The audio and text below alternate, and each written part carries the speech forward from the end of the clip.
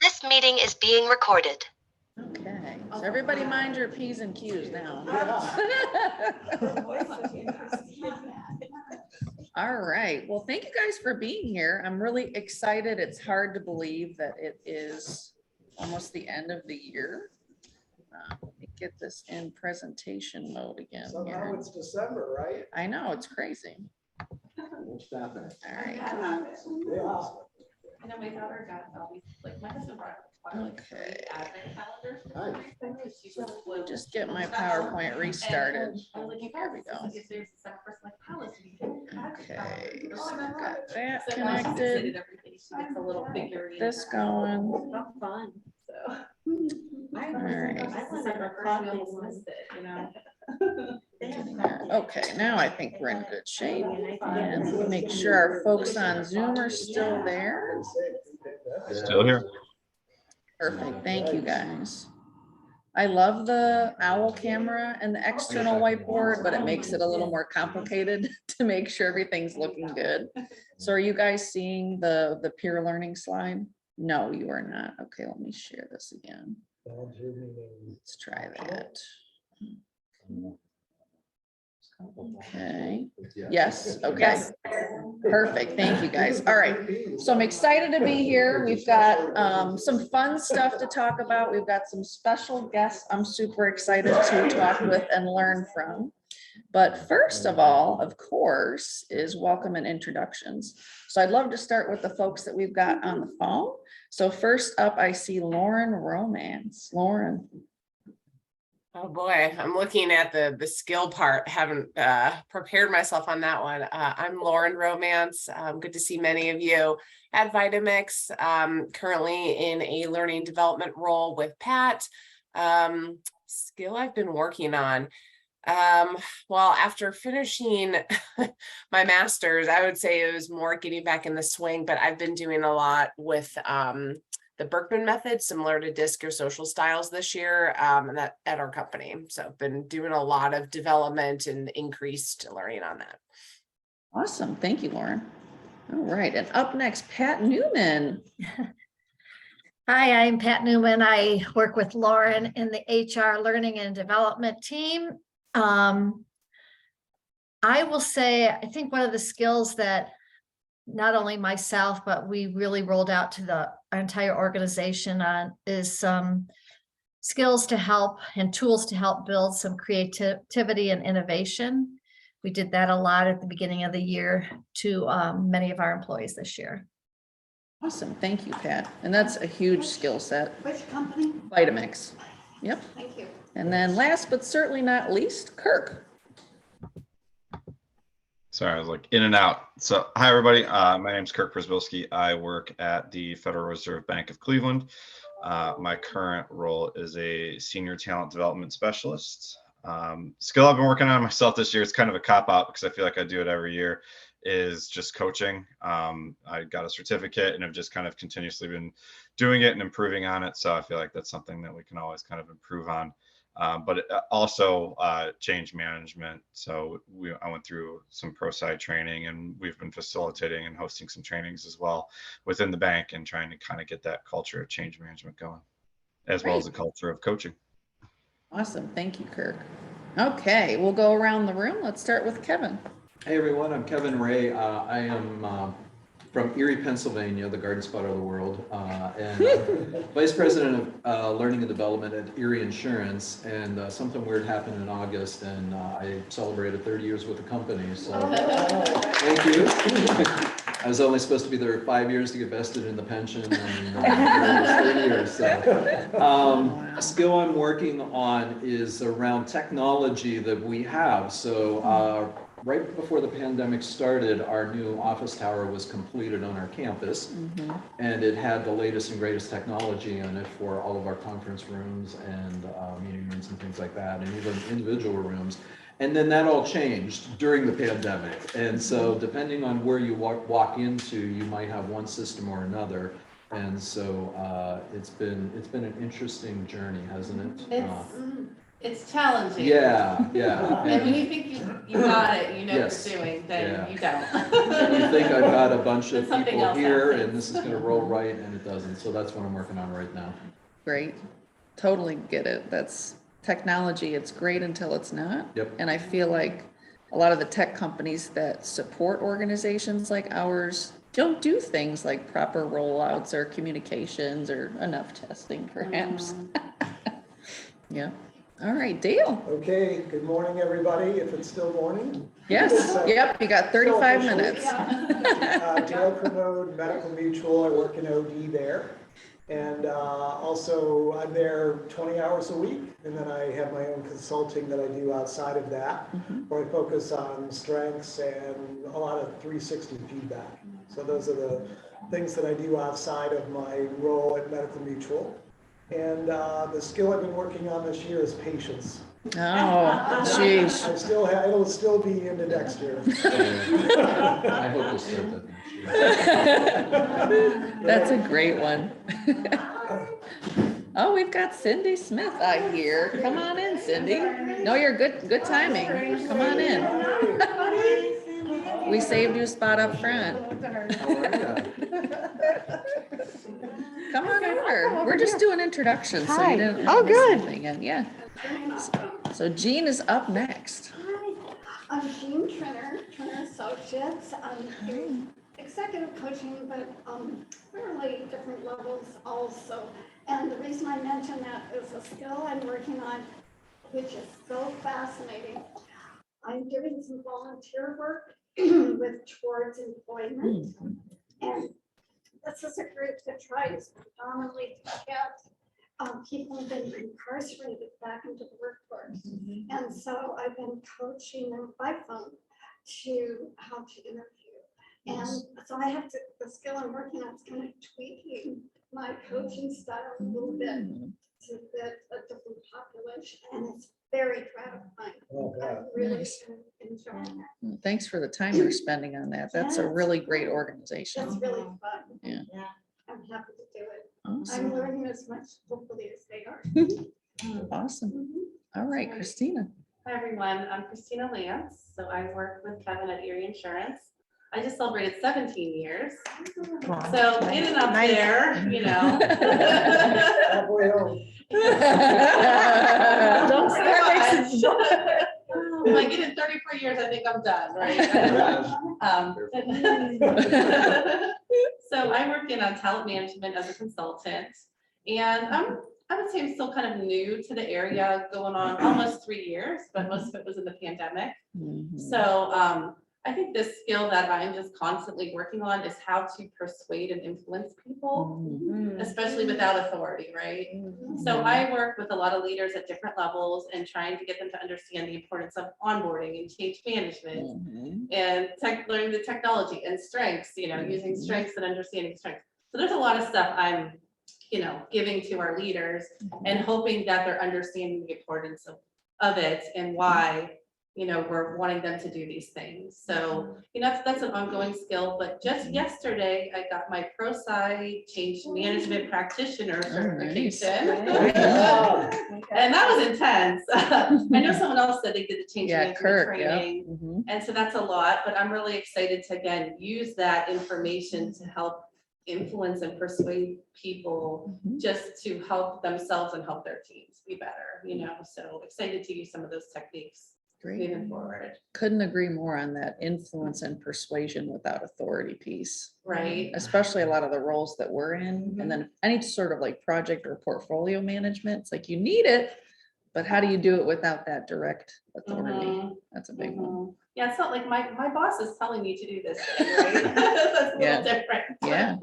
So yeah, but I think there's good techniques and things we can all learn to just get better at that. So I'm hoping to use that ADCAR and all those other good things going forward. There you go. Nice. Gail. Hi, everybody. Gail Bunce from the VA. I've been with the VA for 11 years now, believe it or not, and 17 total years with federal government. So I could be retired. I just say that I actually could be retired, but I choose not to be because I really love what I do. I feel like really like the luckiest person on earth to do what I get to do. Like, I know how many people can walk into work every day and say that, right? Like because you know, when I was downsized from the Yellow Pages business back in '09, I looked in the mirror and said, you know, what are you gonna do, Gail? You gotta work so many years, like you wanna look in the mirror every day and feel good about what you do. And I was led here and I'm just so grateful. So what am I working on? Well, of course, like everybody else, the new skill I obtained was certification in crucial conversations. Nice. I'm really just getting my feet wet with that. Really love it. And I sometimes I think it's for me and not for it's really great training. And so that's a newer skill. I will be certified in emotional intelligence next year. So if anybody has a good training program, when I looked at ours, there's like 500 to choose from, and my head was like spinning around. So another skill I need is technology, like on a screen. So I like to see You it. haven't picked one for EI yet, is that I right? haven't. Okay. I haven't picked a vendor. Yeah, yet. somebody in our department recently went through one, so I'll have to find out. Yeah, who if you that let me was. know what that is, I'd love it. Yeah, and the other big thing I've done a lot this year was career development, which is huge.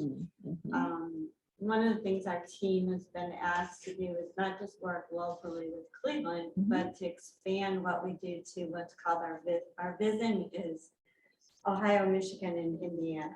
It's called Vision 10 is the vision that we're in. VA Integrated Service Network. It's like a region. And so we've been expanding our classes out to them, and I teach career development. I was going to do it once, then I had to do it every month because I had 90 people enrolled in my resume writing class. So now it's like, because I have an HR recruitment background, navigating that's what our employees, they just are, you know, really wanting this information in a big way. That, and I took over coaching and mentoring, so I'm perfecting that as well.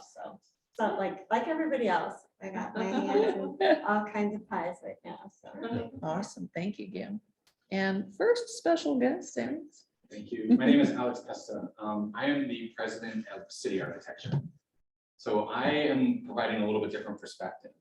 And Shelley and I will go into that in a little bit on a couple projects and initiatives that we are launching and have launched and ongoing conversations. We are a local, we're based out of Cleveland. We are a planning, urban design, and architecture firm. The skill that I continue to work on and I will never be done with is delegation. The difference or the delineation of causing work to get done and doing the work. And that is something that is going to continue with me for the rest of my career. I have a very great personal coach that has helped me understand and recalibrate what it means to get work done from my perspective. Because I've been there for something weird happened in July of this year, where it's 20 years at City Architecture. My career has been doing the work, managing projects, managing process, and now managing the office. And so the work means something different now. And so that is something that's a skill that is continuing to be developed. So extremely thankful to be in this room and to learn from all of your expertise. Awesome. Thank you, Alex. All right. And Shelley. Thank you. Thanks for having us tonight. My name is Shelley Freed, and I have a consulting practice called ERIE. The URL is Restart Smart. The skill that I have been the area that I've been focused on, I'm not sure if it's a skill, is what is the connection and how do we elevate the voice of the next generation of leaders so that we are preparing them today for what they need to be able to do tomorrow. And it comes out of a coaching space where I've been an executive coach for several years. And I have some grumpy executives who really like to grump about this next generation and their work ethic. And whereas I used to say, we have to work with the leaders that we have. And I do say that still. Now I say, well, we have to work with the generation that we have. And so my coaching has actually transitioned a lot into a younger generation, which Jean, right? Mhm. I love it. It is so fun. I learn new stuff, and the way this next generation thinks about problem solving is super different. So the area that I'm focused on is how do we build the bridge, and how do we really elevate the voice of these creative, interesting next generation people? I hope that answers the question. Yeah, That's my answer. great, thank you. It'd be fun to talk. Yeah, Yeah, sure. all right, Mark. Hi, guys. Mark Ehrenreich. I am at Materion, which is a manufacturing company. They make precision metals and performance materials. And my role is senior manager of talent, learning, and culture. So a lot of just, a really good slice of fun stuff. The skill I'm working on is I would say twofold. Number one, after 20+ year career, I'm in manufacturing space, which I've never been in before, which is really interesting, really fascinating, and so learning the business.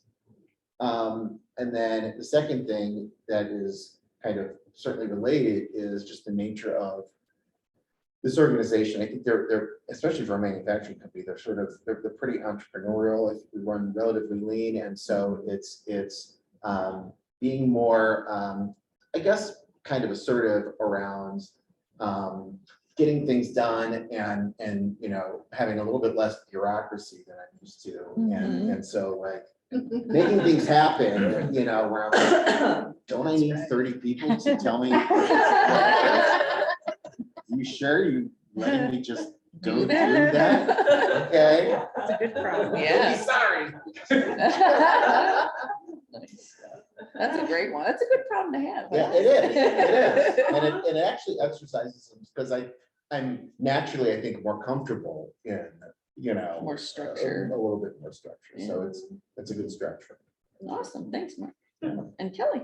Well, that's a funny transition because I'm the opposite. I'm used to getting things done fast and scrappy, and now it's more bureaucracy and I have money to do things, which is bananas. So backing up, Kelly Chico, I am with Goodyear. I've been there for 1.5 years, and I manage leadership development, mostly focusing on mid-level leaders and general managers. So what I've been working on is business acumen, specifically kind of Goodyear acumen, and because we're so large. But I didn't really find a good way to work on it until recently, because my previous approach was just a fire hose, just going out there and just because our internet is huge and we get all these wonderful articles about what's happening, and everybody says read the left side of the Wall Street Journal. But I started with some of my cohort members that are in some of my programs. I started doing empathy interviews to really understand focusing on what they want to develop, but framing it in a way where they're teaching me so much about the business.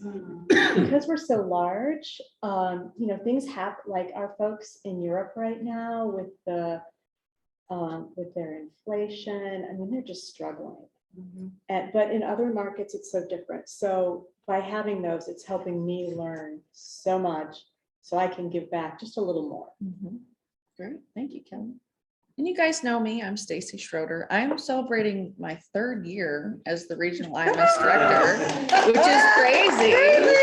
And the thing that I've been working on is teaching and facilitation. So I'm wrapping up my 2nd course at Notre Dame College, which is a local private college. And kind of what you were saying, Jean, it's a totally different approach to sharing information, but more about the social and cooperative side of the learning. How do I get them engaged in discussions? How do I modify what the textbook says a good question is into something that's really going to get them engaged? How do I make assignments where they're giving me real reflection on these papers? And the things that I've seen them write around leadership, around motivation, around innovation and teamwork and diversity, like I am blown away by what these kids are doing. So I know a lot of folks are worried about these kids today. A lot of them are doing really good stuff and they're very thoughtful and reflective. So I've just really enjoyed being a part of their journey, and I'm looking forward to getting even better and more in tune with those kids. All right, Cindy. Hi, everyone. Thanks, Dan. Cindy Smith. I know most of you, and I'm happy to be here, but I am the former IMS Cleveland chair. I did the job for 3 years. And then I turned it over to Stacy, and shortly after COVID happened. I know, yeah, which was terrifying for me, and I just was sick, but thankfully IMS and Stacy has, really took the opportunity to really transform IMS to the company that many of the people in leadership always wanted it to be, which is really more of a hybrid learning, using more technology. So so I'm grateful to be here. When I left IMS, I left to become my mom's primary caretaker. She passed away, sadly, about 1.5 years ago, but I was grateful to be, I feel like you, Gail, just so grateful that I was able to step away from work. But the cool thing is I really still have I've maintained these connections. So that's very important to me. And I think the question was, what are you working on? Well, I continue to work on StrengthsFinder, and I've been asked to deliver that, occasionally. And the beautiful thing is that I can say no to things I don't want to do. And,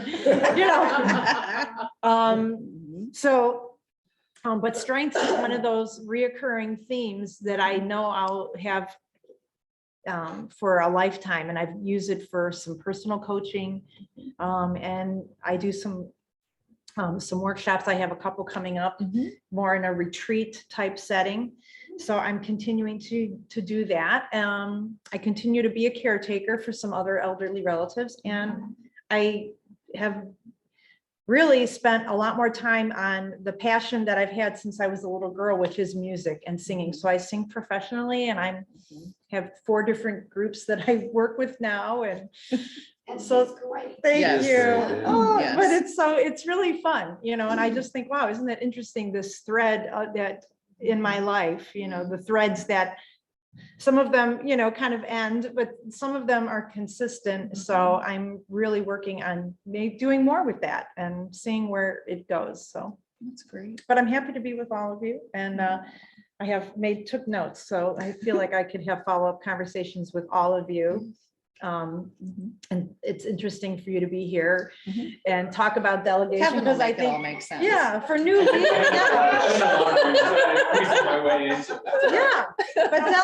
But it's interesting that you said that the delegation is something you struggle with. So I just have a million follow-up questions for you. But I think for somebody that's always been a doer, that is one of the hardest things, is that transformation. But I'll just tell you the greatest wisdom one of my first managers shared with me is whenever she took on a new role as a leader, she said her number one job was to work herself out of a job, because she said the only way I can move on is if I help you to move on. But there's a lot of trust that is involved there, and pride, and letting go of. So that is a constant journey for most managers that have ever been in a position of doing the job they now manage others to do. So especially if they have achiever in their top 5, right? That's right. Finder Joe. Yeah, so he needs so talking to Dale, he needs a strength finder. There we go. Yeah, it's a true story though. 0-day try. I do. Anyway, so great to be here with everyone. Well, thank you all for taking time out on your Friday in December, a very busy time of year. I'm excited for such a good turnout in person and virtually. So I'll be brief with just some reflections and thoughts about 2022. But first of all, I want to thank everyone that's an IMS member. So everyone in this room has been touched by IMS either before or currently, or hopefully someday in the future. We're blessed to have 15 members. Our newest is the Northeast Ohio Regional Sewer District. So I'm really thrilled at the breadth that we have in terms of industries represented, the amazing talented folks in L&D and HR that we work with. So thank you again for your partnership. Right. So I've got some trivia. I brought some signed books. So I've got 4 questions. We'll go one by one. Whoever's the closest for the first question gets a book, whoever's closest for the second, and so on. All right, so first question. How many virtual programs were on the schedule for 2022? IMS wide, how many virtual programs do we do? And for those of you on the phone, you can either pop it in chat or come off mute. How many regions are there now? So right now with open enrollment, every region can participate in all of them. So I'll give you some hints. Every month we do a 1-hour free one, and then we have those 3 hours scattered throughout the year. So how many programs? 35. Okay. Who else? 64, Okay. 40. Okay. Say 64 or 54? 64. Okay. Okay, I'll say, oh, I was gonna say 60. Okay. I'll say 80. That's Okay. good. Other guesses? You guys can jump in. Yeah. Yes, You can yeah, guess. you I can mean, guess. we- Yeah, Okay. it's a good number. Right, 73. We can do it. It's a good year. Go $1 over on it. All right. Okay, last call, last call. I'll up it to 80. Okay, it was 76. So Wow. Shelley, you got it. All right. So come see me after and we'll get you a book.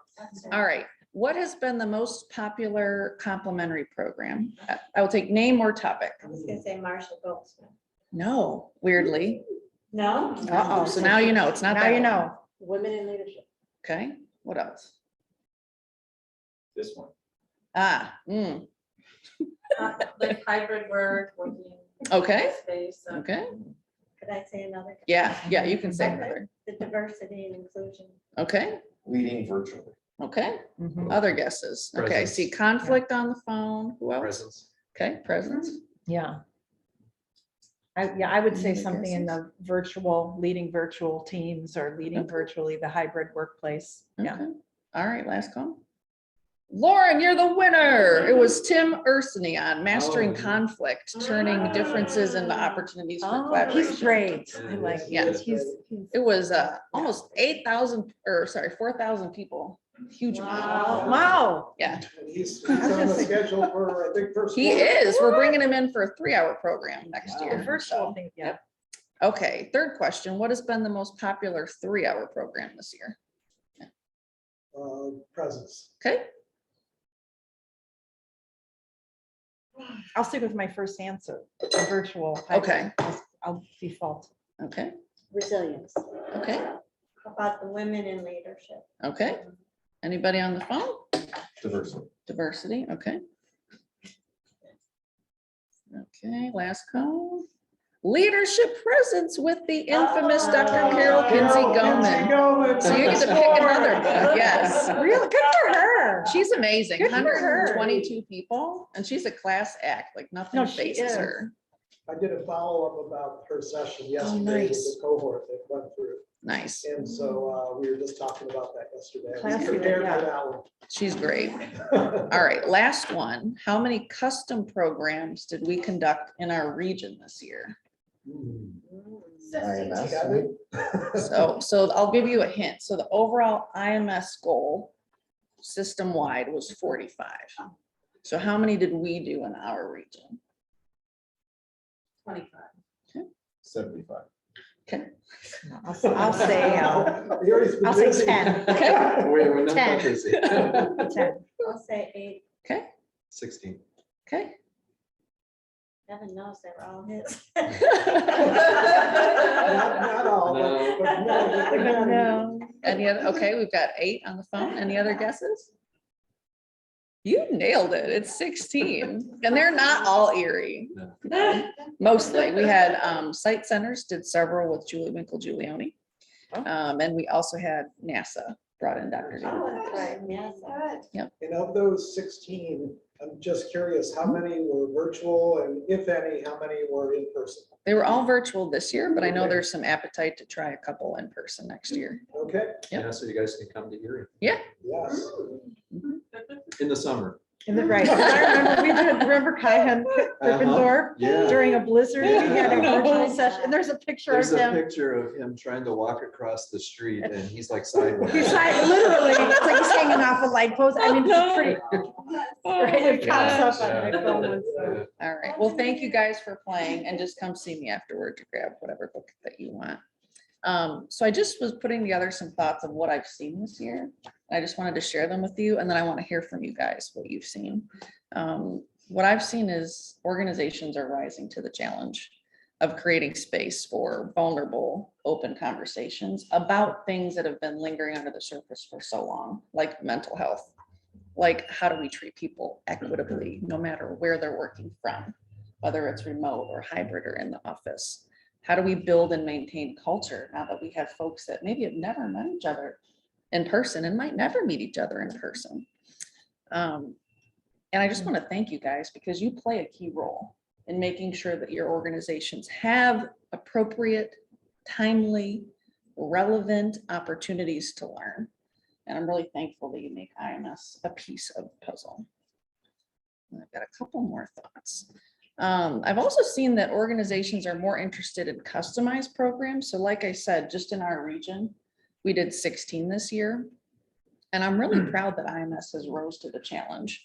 So we've developed a pretty thorough process in terms of needs analysis, working with your team to figure out how we want to design the program most effectively, how we want to curate the learning journey, what pieces and parts we want to add to meet your unique needs. So we've done everything from 45-minute virtual keynotes with Dr. Codrington for thousands of people, to a series of 5 people leader and staff sessions around career development with Julie Winkle Giulioni. We've done a set of 3-hour programs aligned to a capability model. So really the sky's the limit. And I'm always open for a conversation, even if it's not the right fit. I guarantee I know somebody that can help you design the right program for what you're looking for. So I think we're going to see more of that, you know, and I'm ready to serve. The IMS team is ready to serve.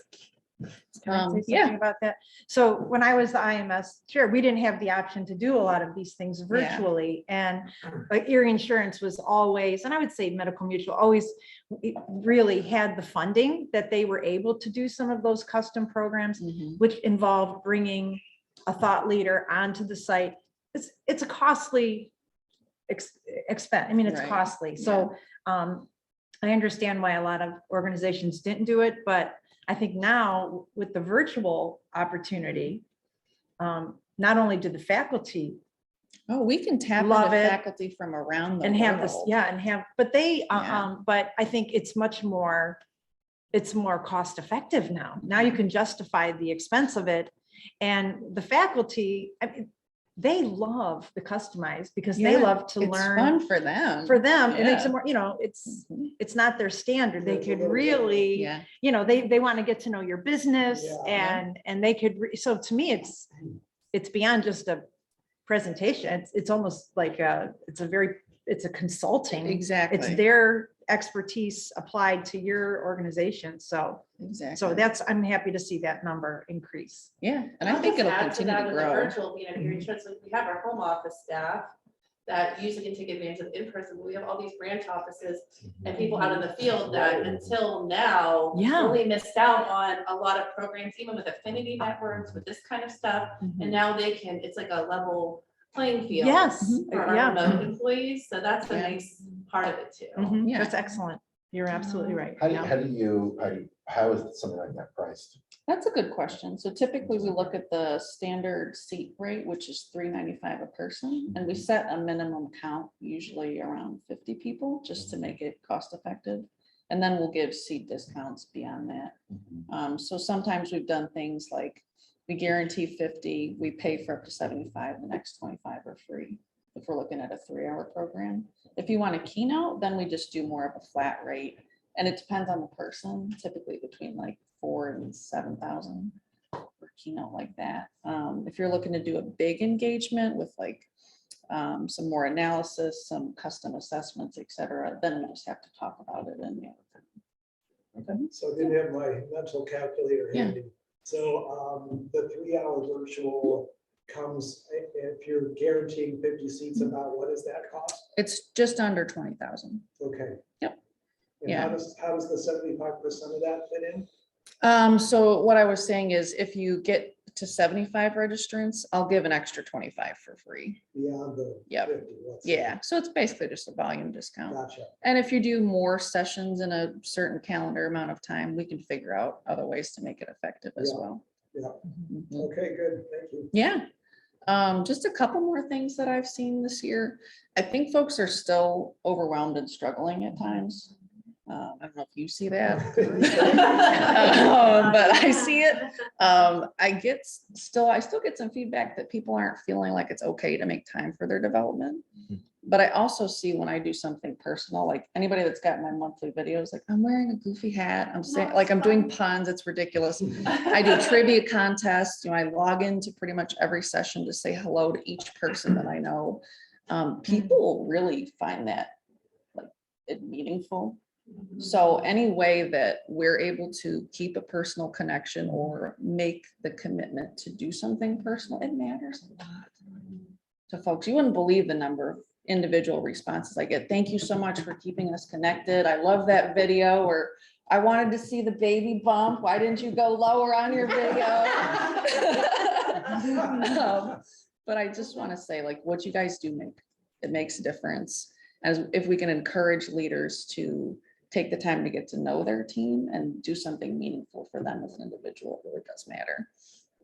So Stacy, yeah. I told you, but for the group, when I said I was coming over here, one of my peers just sits across the hall from me.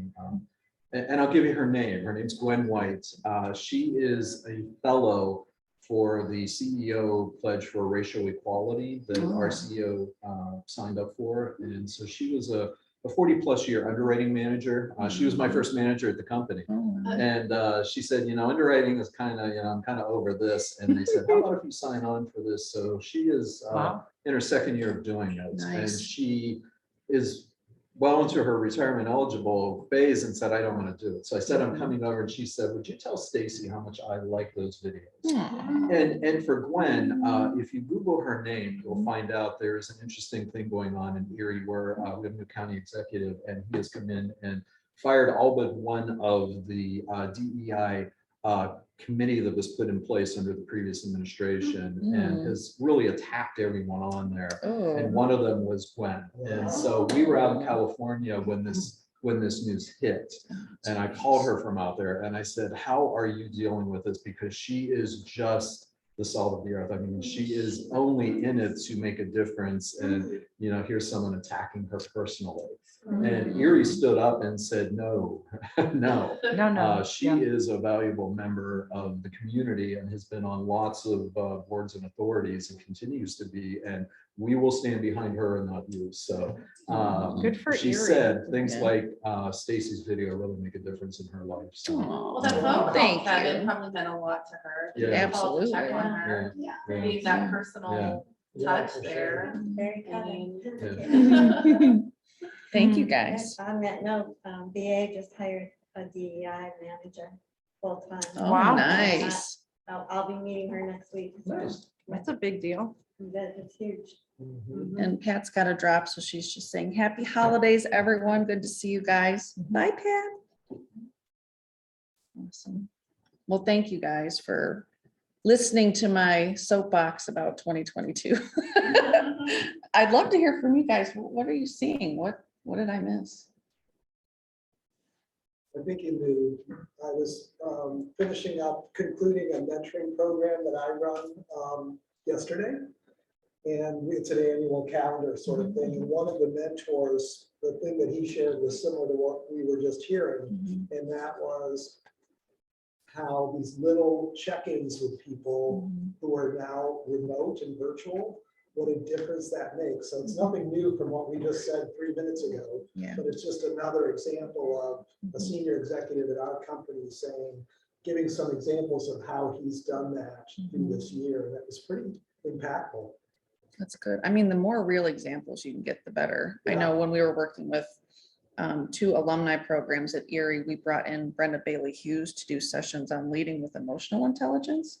And when we were prepping, one of the case studies that we came up with from ERIE was we've got folks that are leading teams that are partially remote, partially in the office. And we've got some folks that are remote that are saying, I don't feel like you're giving me equal visibility in terms of projects and promotions. So that was the case study that she used in those sessions, and it got a lot of engagement and really good discussion. And what's great about having a custom program and doing it is everybody's got the same culture, you're speaking the same language. So you come out with really actionable ideas. So that's spot on, Dale. What else have you guys seen this year?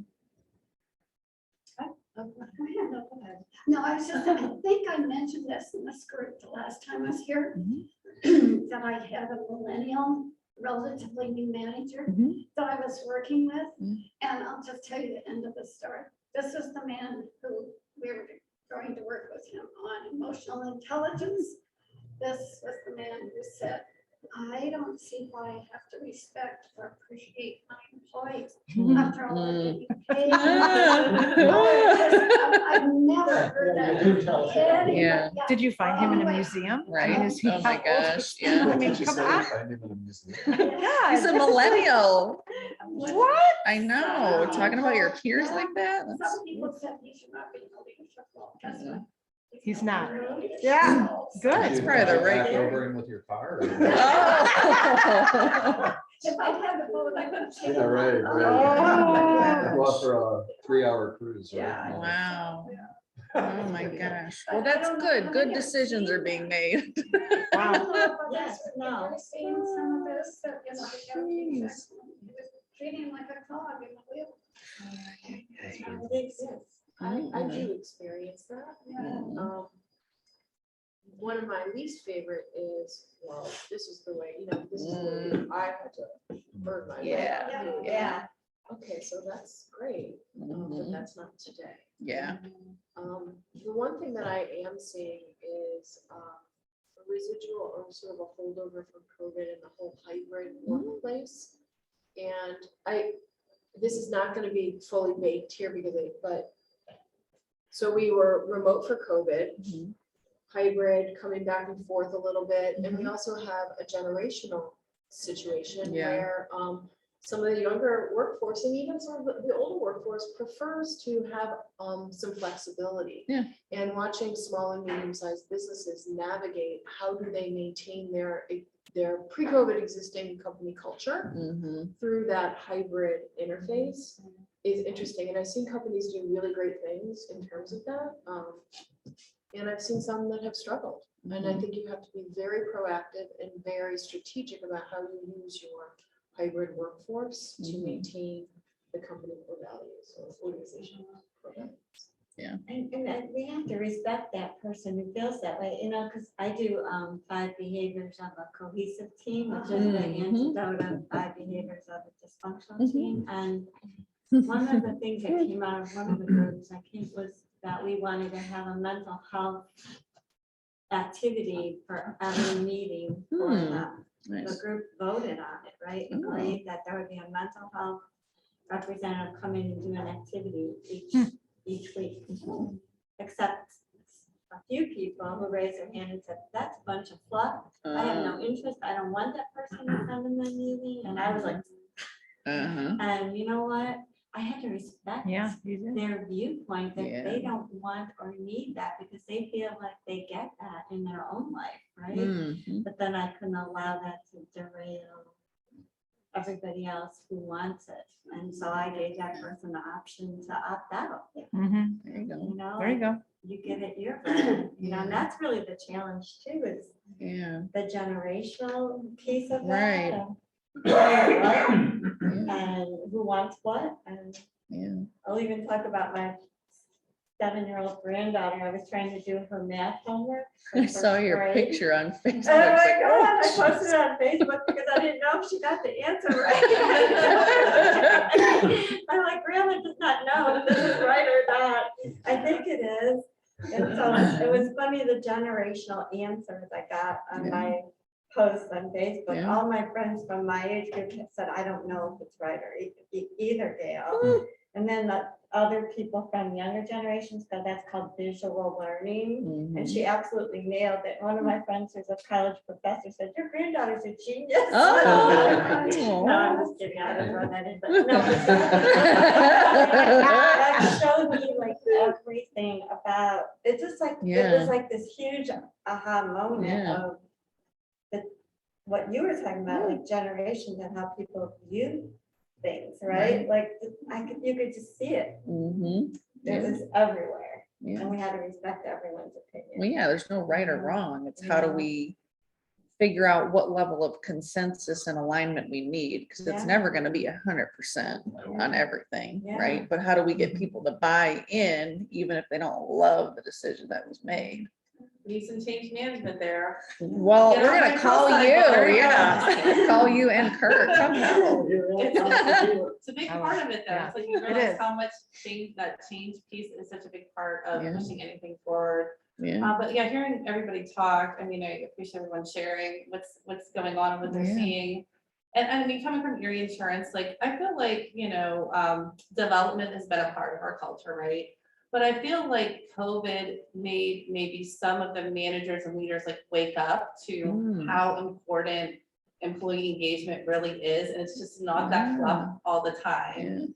That if people are using their strengths and are engaged, they're going to stick around. And if their leaders are encouraging that, then we're not going to have to worry as much about retention with this war on talent and everything that's going on. Not that we're going to change everybody's opinion, but like my husband, he works in a manufacturing company. He's been a manager for years. And for a while, he likes to make fun of me for my fluffy stuff, for my strengths finders and my Gallup and Hogan and all that stuff. But like, he's even got to the point where they're using Gallup and they're doing strength finders and they're too doing funny. activities.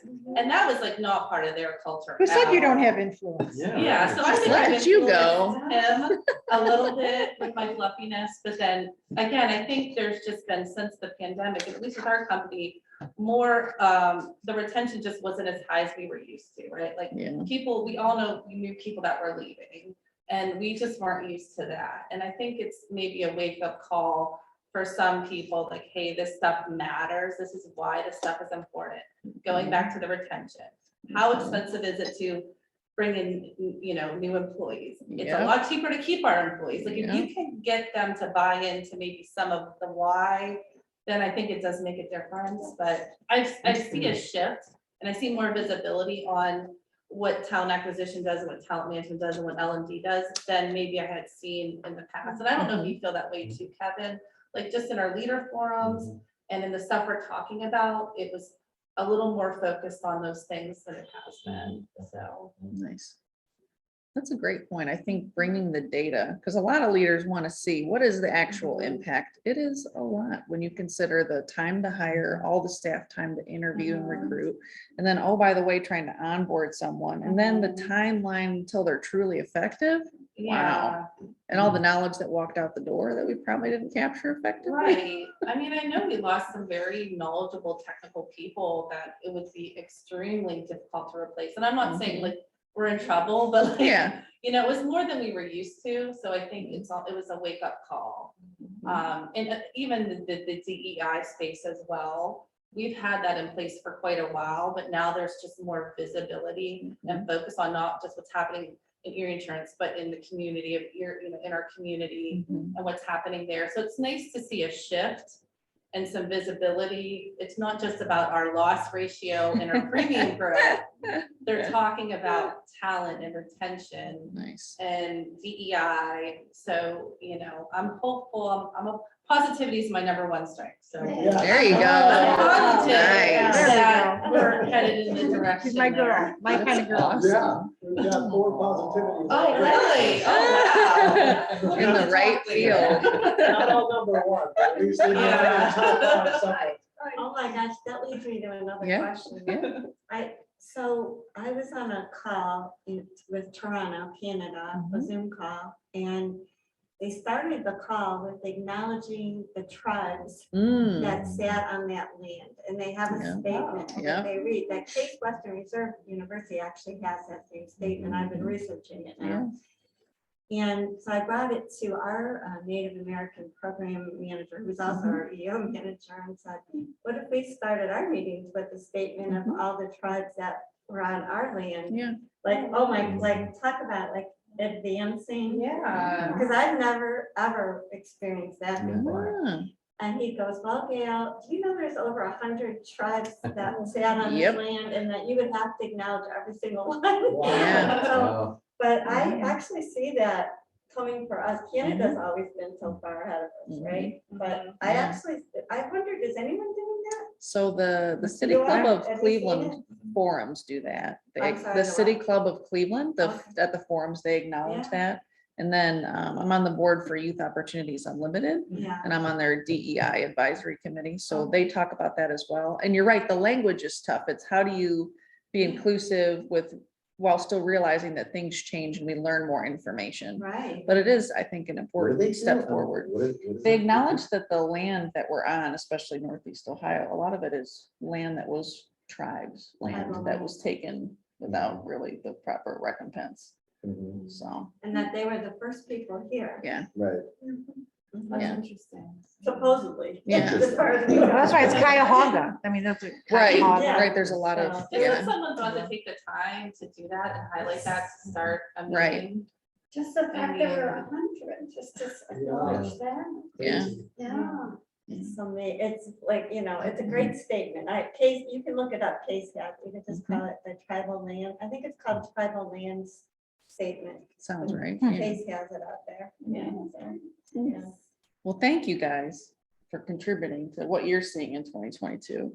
I want to make sure we have enough time for our special guests. I want to just look ahead briefly to 2023. So I wanted to start with what's staying the same for IMS. So monthly 1 hour complimentary programs. We've got majority new thought leaders. So please check it out. I've got a video that I'll embed in here, and those are unlimited registration. So you can sign up as many people as you want. We'll continue with the 3 hour programs each month.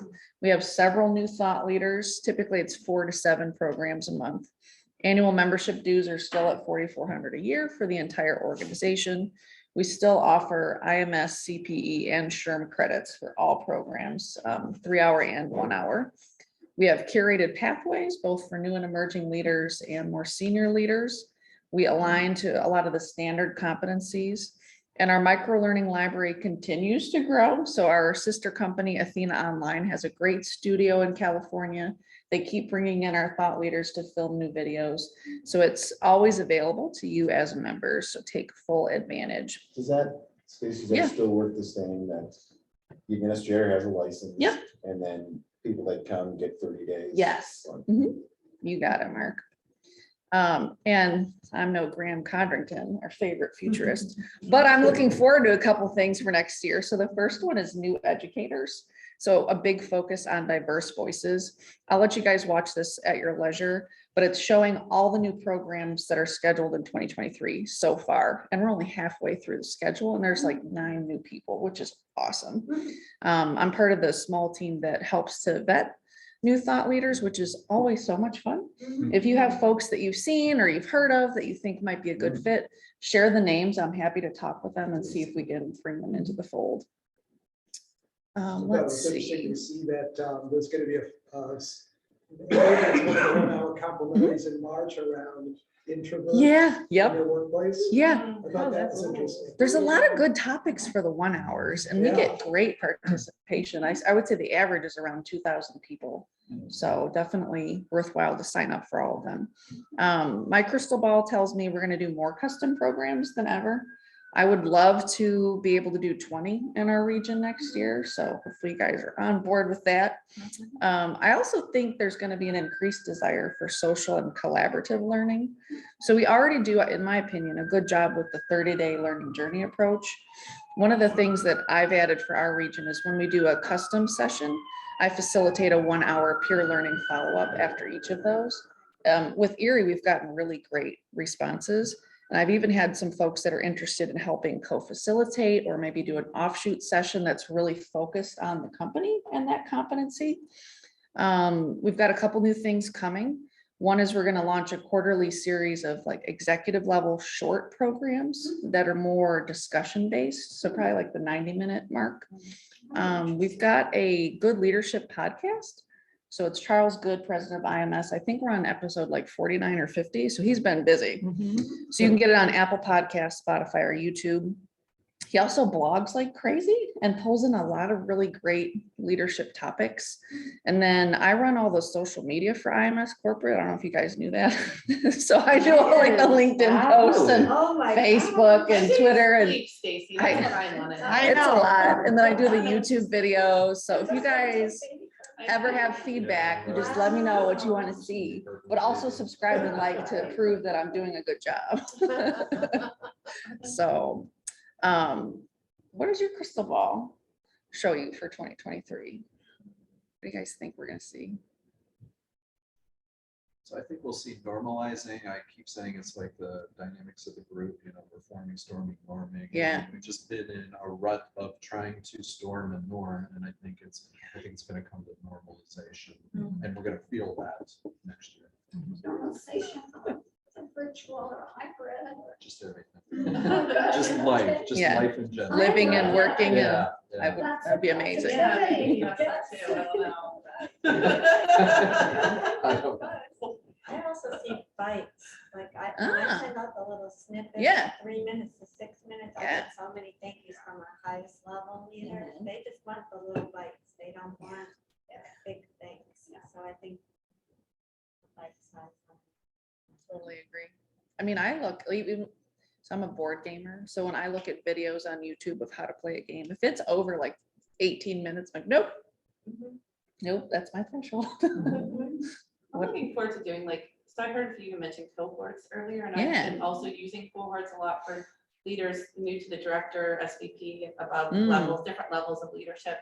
And I'm really excited about how the peer coaching's been going in that space. And I'm really excited to be using more of that. Nice. Because the feedback I'm getting is, again, having these discussions and sharing and having this time to connect with people is just so valuable to the leaders. So I really I want to talk to a few of you about your cohorts, but I'm just really looking forward to understanding, the continued benefits of that peer coaching and how to structure that in a way that's people are going to really gravitate to. People are gravitating to it and really seem to be getting a lot out of it. So that's great.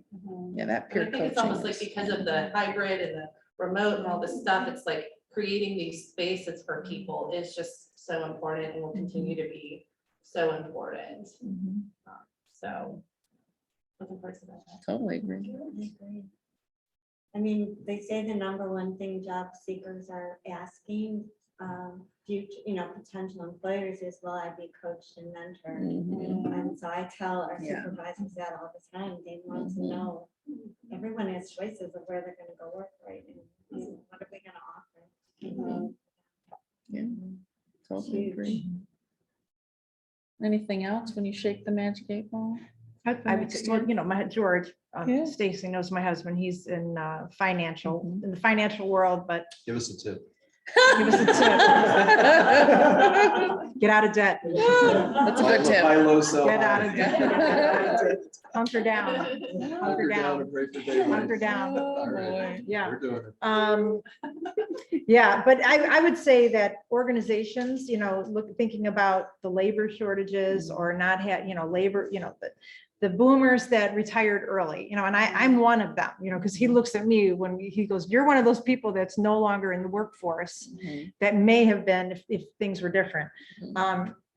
And I don't want to go back. I'm totally content but there's a lot of people that because of COVID, kind of shook up the snow globe. Yeah. Like you said, now things are going to be settling, but companies are now we're forced to do more with less. And I think technology is also catching up with that. So instead of replacing the headcount, they are figuring out how to get the work done with fewer people, and also the economy playing into that. How do we lower our costs? Yeah. Human labor is the most expensive piece of that. So I think that a lot of companies are going to be looking for, how do you do that? Yeah. How do we do that well? Do more Right. with less? Yeah. Not replacing the person. Can we create a new job? So I think that the companies that figure that out are going to be the companies that are able to thrive. And the strategy side too. Yeah. Yeah. The couple of CEOs I'm working with are looking at artificial intelligence as a way to get the work done. And in a way, it's kind of scary because you think about, whoa, who's going to be in that workforce? And talk about how you coach people when there's artificial intelligence. But it's coming because the resources aren't there to do the work. I talked with my students about that, so there's a lot of positives, I think, to Yeah. using technology. Yeah. So one example that I read about was actually in the mortgage lending space. So if we use technology to look at people's credit factors, it actually leads to less racist outcomes than when people are looking at paperwork.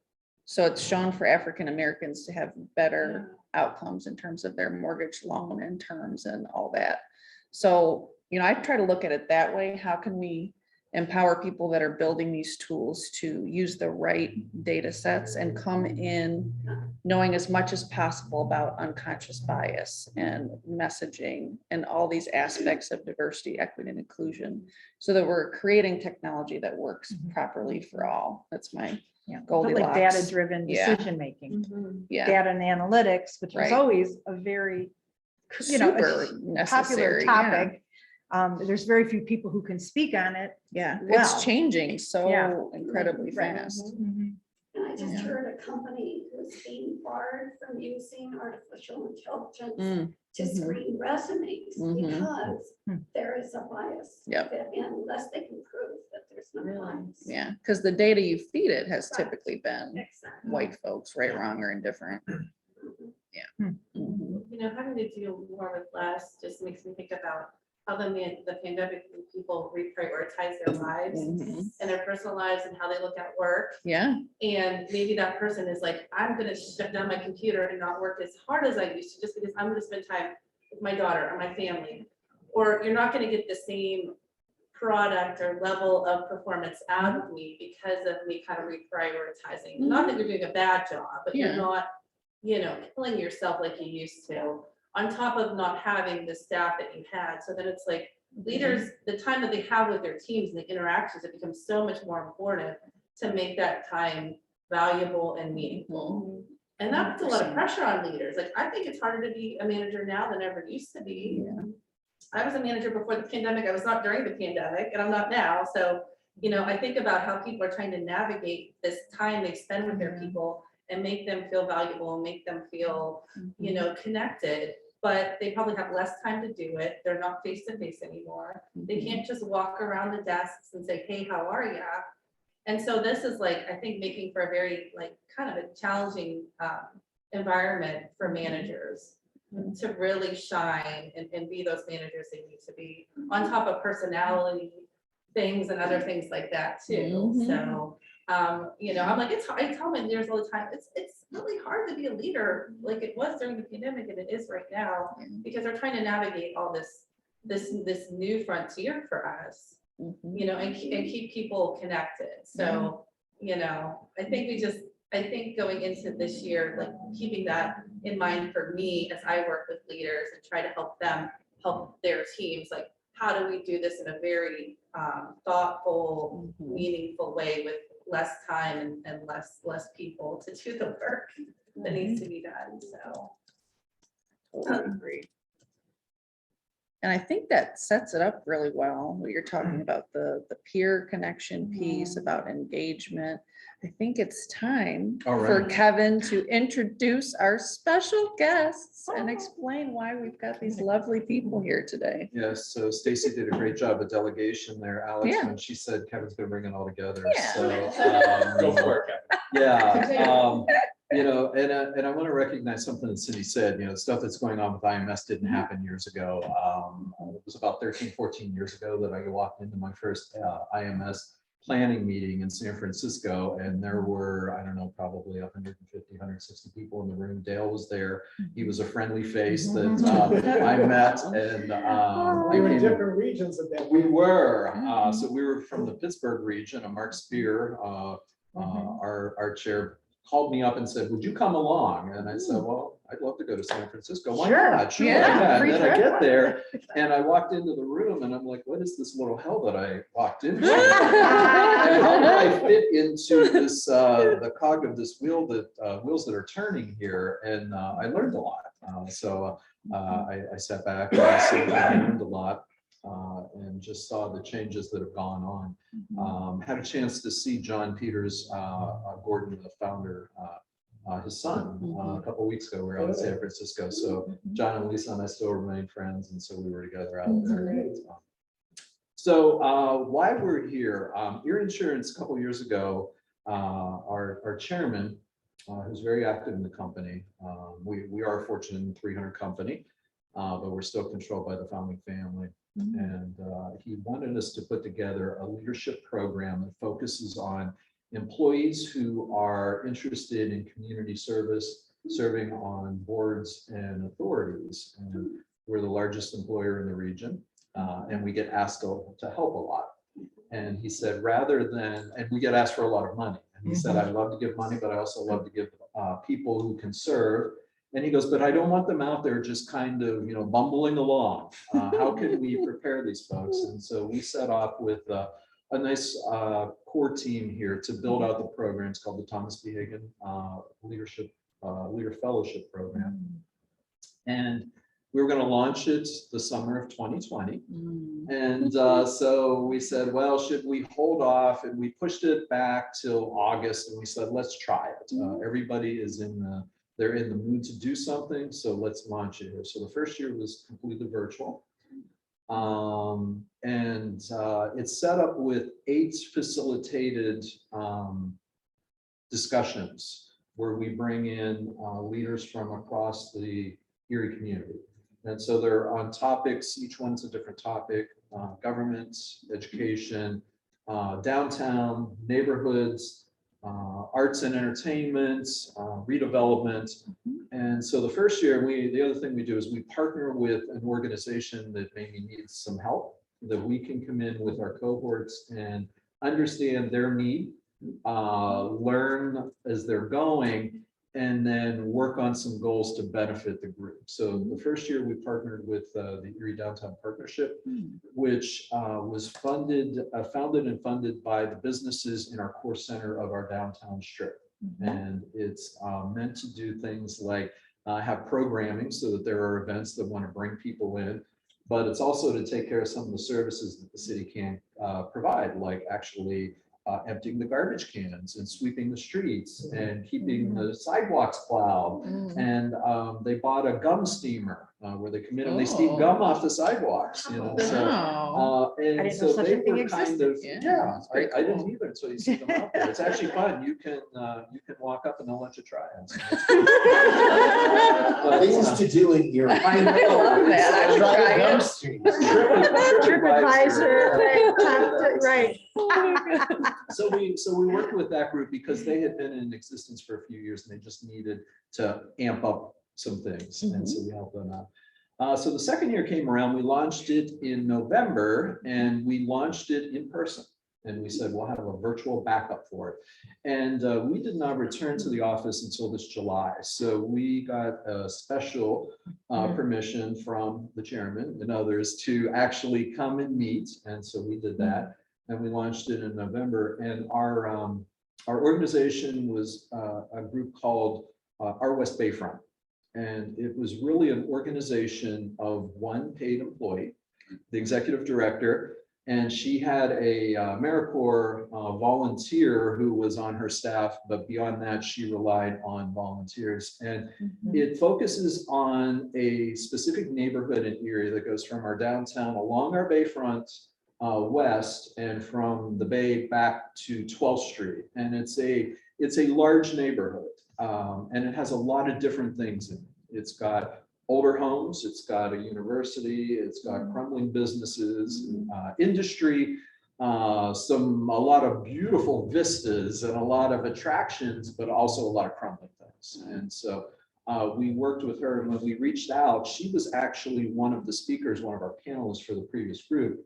And I called her up and said, hey, you were selected to be the group. If you want, you could say no. And she's like, I would love to have the help. So she came forward with 6 projects that she asked us to work on. And I said, hey, we'll do all 6 of them. And then my steering committee said, no, we're going to do 2 of them. So they were taking a look at really homeownership in our West Bayfront and what are challenges and ways to improve that. And then the other thing was commercial businesses and what are their needs, how were they impacted by COVID, and what's some of the opportunities there.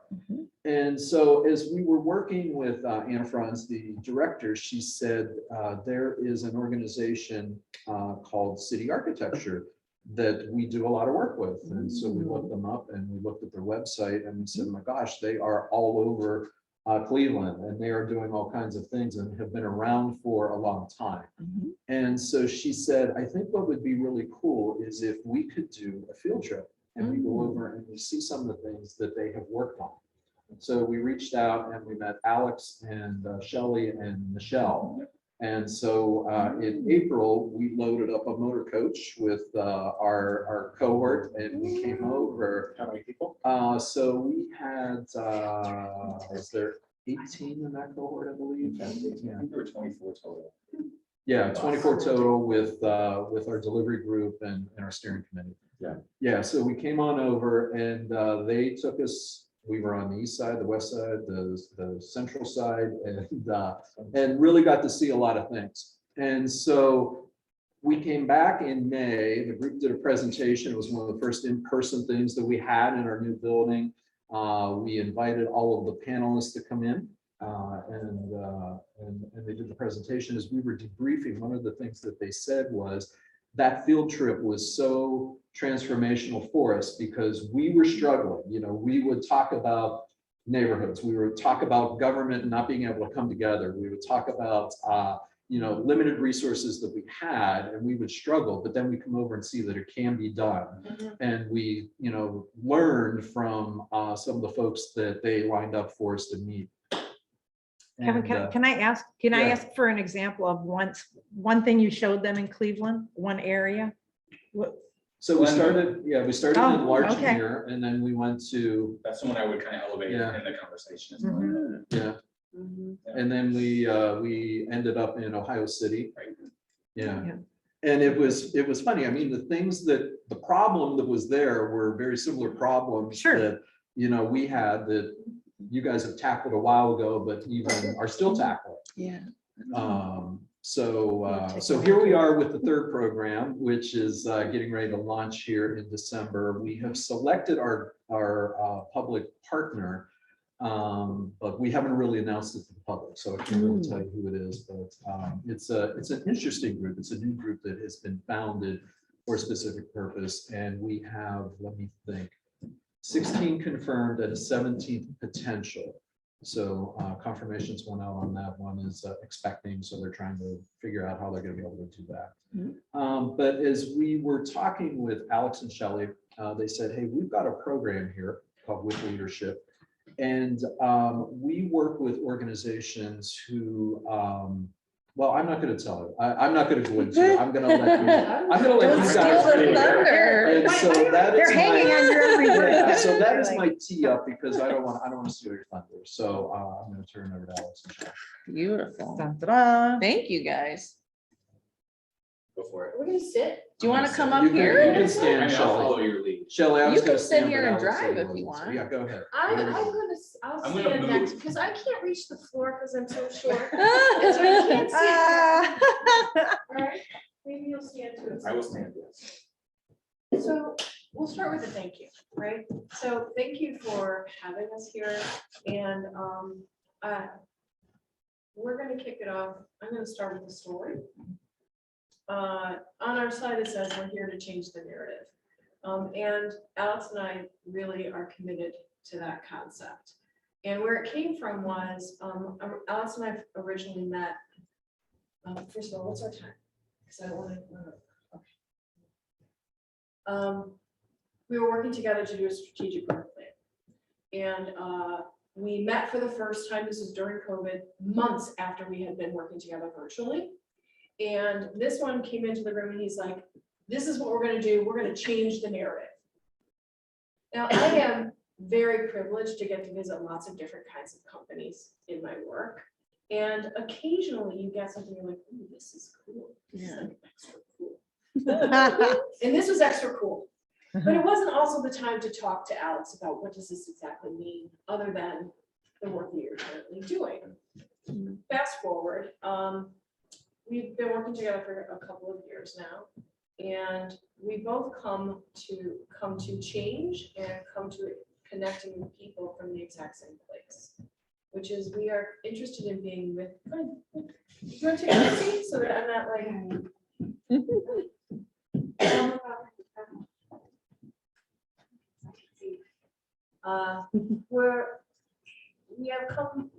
we're coming from the same place, which is with leadership is completely based on the idea of connecting with people, with places, with ideas, and comes from the idea that you can't do 2 or 4 people and really expect change or expect them to be a part of it. So we're only interested in being with, which is why we've named it with leadership. Do you want to, should we go into? I think let's go to the next slide. Okay.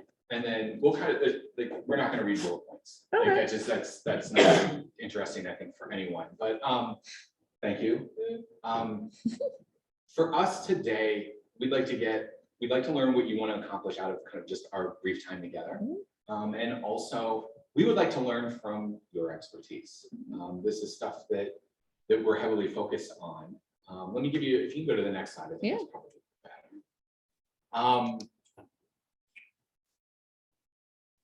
I think this is why this works, right? Like, and I think that you guys are very smart and intelligent and are thinking, why in the hell is there an architect standing in our space talking about leadership? Let me give you the easy answer. My day job is I get to see what works and what doesn't work in the physical form. That's it.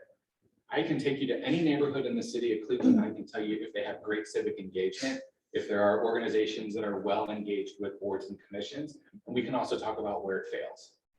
I spend a tremendous amount of time working with residents. Those are our best clients. And I will tell to our clients' face, you're not my client, you write the check.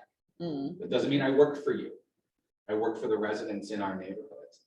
And all you have to do is have a conversation with the residents and really start to build that trust with them to learn what works and what doesn't work. Short version of what doesn't work is the 2 and 4 people. And that really doesn't work. That is a very short conversation with folks. And I know because I've made that mistake through 20 years of this practice. What is failing, and I think where the opportunities are, is specifically in our Cleveland landscape and where we saw an alignment with our West Bay front and ultimately Erie. There is a lot of CDCs, community development corporations, there are a lot of boards, there are a lot of ways to help. But until you slow down and work with people, it doesn't work.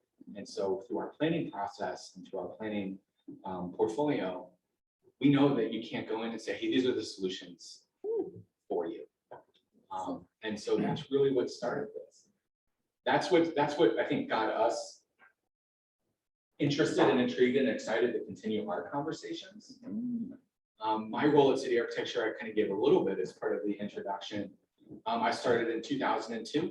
It was my first job out of school. I found City Architecture through the University of Cincinnati's cooperative education program. It is a fantastic kind of entree into the professional world of what you want to do or what you think you want to do and the reality of it before you get a degree, because you can change course real quick if you need to.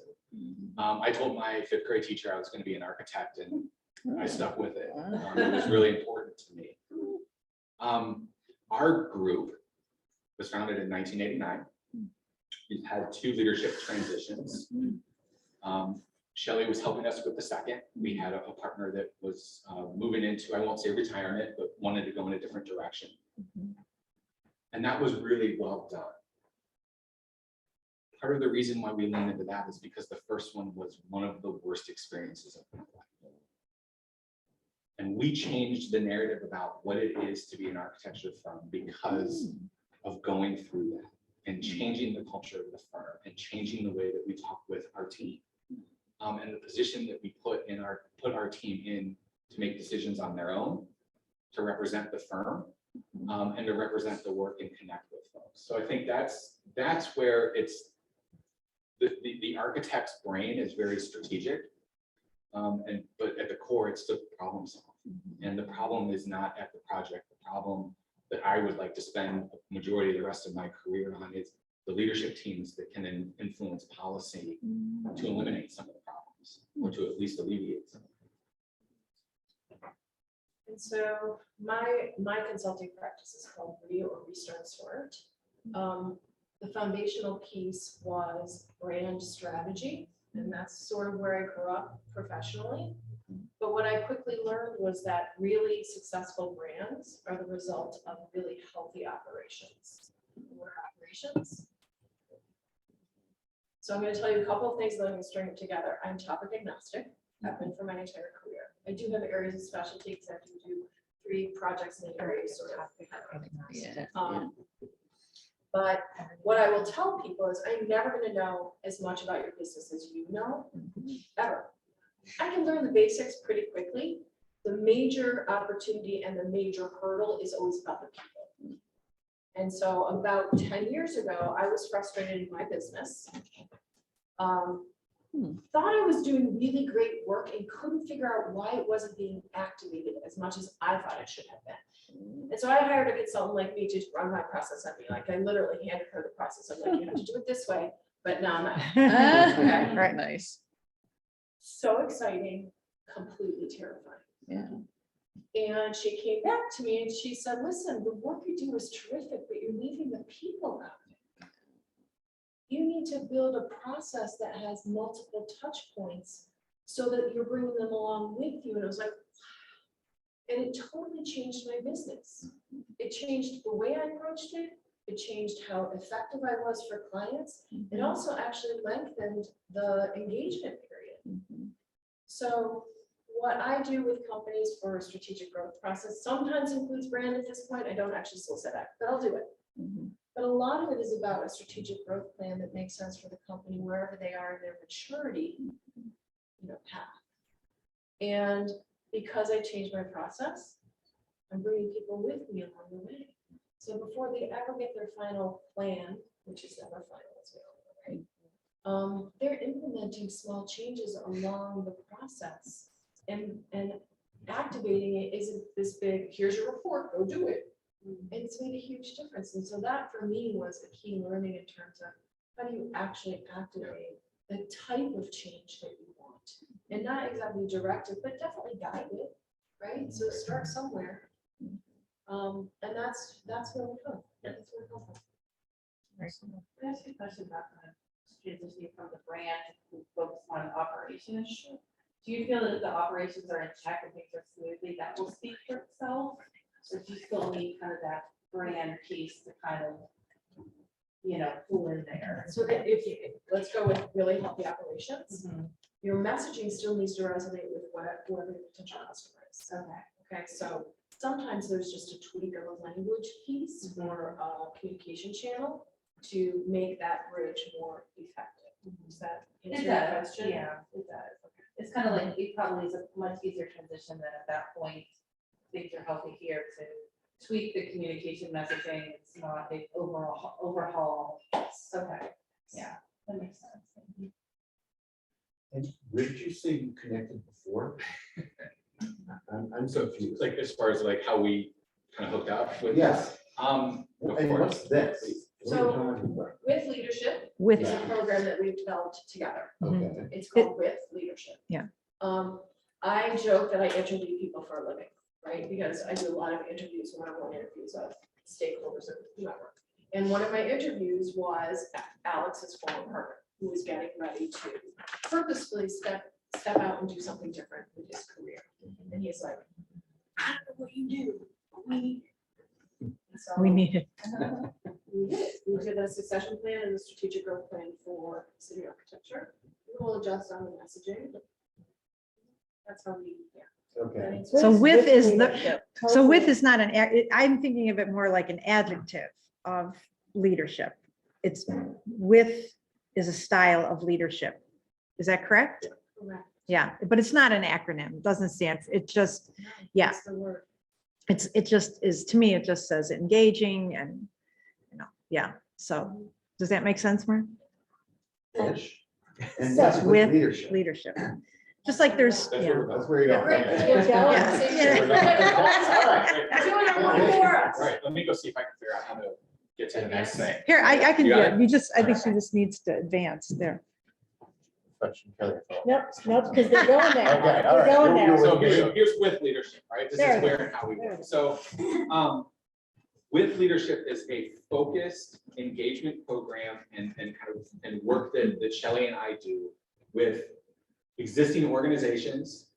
Some of them, you can see it on the screen, some of them are city governments. So that is kind of my experience, right? Like, and I'm gonna build on what Shelley said. Her work is, she was struggling at one point for her work to be implemented, primarily at an organizational level, correct?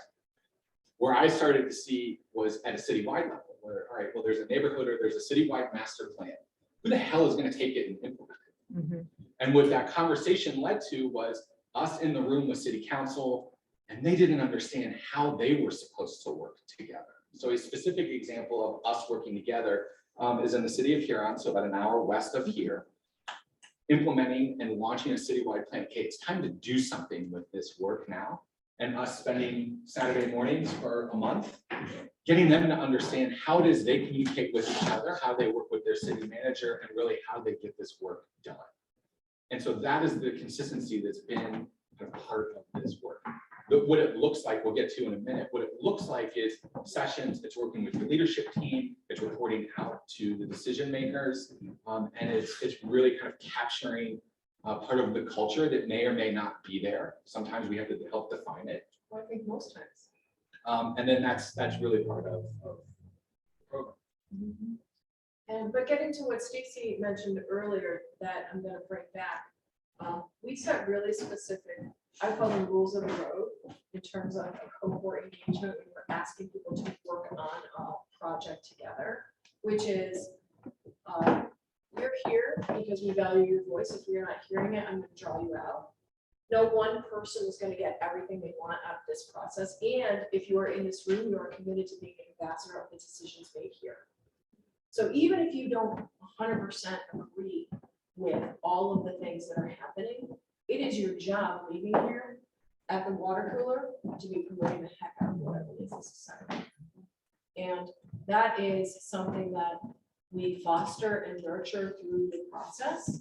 And it's a combination, we should probably, just because we have time for this, it's a combination of one-on-one conversations and coaching to really tap into the unique expertise and perspectives of each of the people in your cohort. But we use a project, whether it's a strategic growth plan, whether it's let's implement a master plan for the city of Huron, whether it's, let's develop a high performance team for a technology company.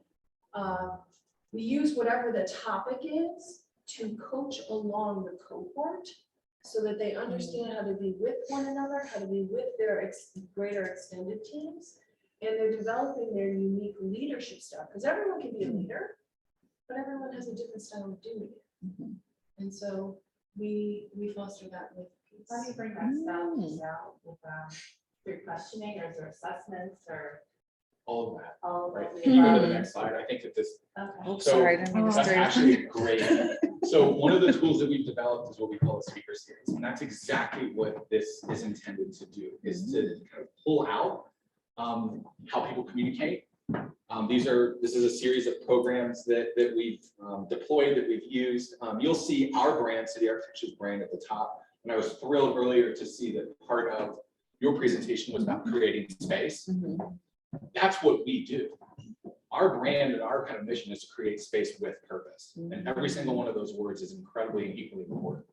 I would elevate with, because we can't do any of it without those things. So what this looks like is a series of lunchtime meetings with your leadership team. It's to get people to talk. It's to understand the different styles, understand what the individual value propositions are, how that may or may not align with the core values or the mission of the organization that they're working within, and then create the space for those conversations to really start to learn from each other. So each one of these columns it could be a standalone piece that we've developed, or they could be clustered. It depends on, kind of what it is you're trying to accomplish, or they can be done all as a consistent or continuous process. It is not a la carte. You can't go, I want that circle and I want that circle, because there's too much intentionality and thought on how these start to work together with one another. So for instance, one of the best sessions that we launched at City Architecture was, I'm an expert. And you finished the thought. Oh. And it took a month and a half to get through the office meeting every week for, it took about 90 minutes every time. That was the prompt. And it was very interesting what happened. The first two people talked about that they're an expert about the work that they do. The third person talked about work that they do from a volunteer standpoint. And then from there on out, it was personal conversations about being in a fraternity, about being this level of service, about, at that time, we had a young intern with us that was sight impaired, about her advocacy for how do you design for that population? And that was where she elevated herself as to an expert. Now you have to understand, she was 19 at the time. She had the floor for as long as she wanted. And opening that up, that's how we got the voice out. And that's how we started that. And then that builds into other things, because understanding where people are coming from is incredibly important to be able to have any conversation. And when it comes to management, when it comes to leadership, that foundational understanding really can get kind of sussed out with this program. We've seen it work. And what it culminates in is each member of the cohort really having a very solid, tangible, and flexible personal elevator pitch, which newsflash is never really about the company. They end with the company where they happen to be employed, but we want them to really understand who they are, what is their purpose, and what do they bring to a conversation. And this is what I do in the company. And I don't mean any disrespect to organizations, but when people really own who they are, understand the unique value they bring to the conversation, that's leadership. I would say great leaders understand that, And great also leaders knowing understand what that. you want, right? And being Yeah. okay with that. So part of the uncomfortable conversations that Alex and I facilitate are about, we want to know what you're good at, but we also want to know where you're not good. And we want you to say that in a public space. And then you can connect with people like, maybe this person knows how to do something. I don't know how to do it. Maybe go grab coffee with her. Right? So what's interesting about this and why we're having this conversation with them about it is we put so much focus into building this program where we're trying to tell them about what's going on, and we think we hear from, okay, here's the problems with government, here's the problems with education. A couple things I did say is Erie has one of the poorest zip codes in the United States, and we are in it. Our company is in it. We were ranked the lowest city by USA Today for healthy African-American males. And so when they looked at all of the things that are happening to that demographic, I mean, that was it. So Erie, we said, hey, we have to do something. And we thought, okay, this program is something that is going to make a difference. But as we work along with this cohort and we see them grow, we also see the struggles that we're having. And so we see that there's an opportunity to lay this over that and facilitate along with them. What cohorts do you work with? I primarily work in two spaces. Entrepreneurial space, that's where I grew up, right?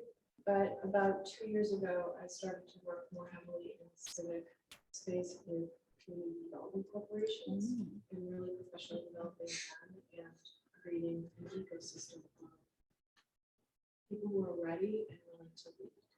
And that's one of the crazy things that's going on right now. So we started a community development corporation right in the core of Erie, and we based it off of Cincinnati over the Rhine, what they did. We toured around a lot of Sacramento, a lot of cities that have kind of come through this. And so we said, let's base it on that. And we came in with a whole bunch of capital, and we said, if we can have capital that then we can stack on top and get other investors and tax credits, we can really leverage that. And then the pandemic hit. And then some other things happened where, people said, well, what you're doing is really not what we need down there. You know, the grocery store that you're trying to bring in is not the grocery store that we really need, and things like that. So it's been an interesting, really 4-year journey on that as well. And where ERIE struggles, and it's funny, as we talked about, you know, Huron and the city of Cleveland and things, they all struggle. There's so many organizations that are out there that are trying to control almost like their fiefdom of, well, I get funding and I'm going to try and do this to better my constituency and my neighborhood. They're not working together.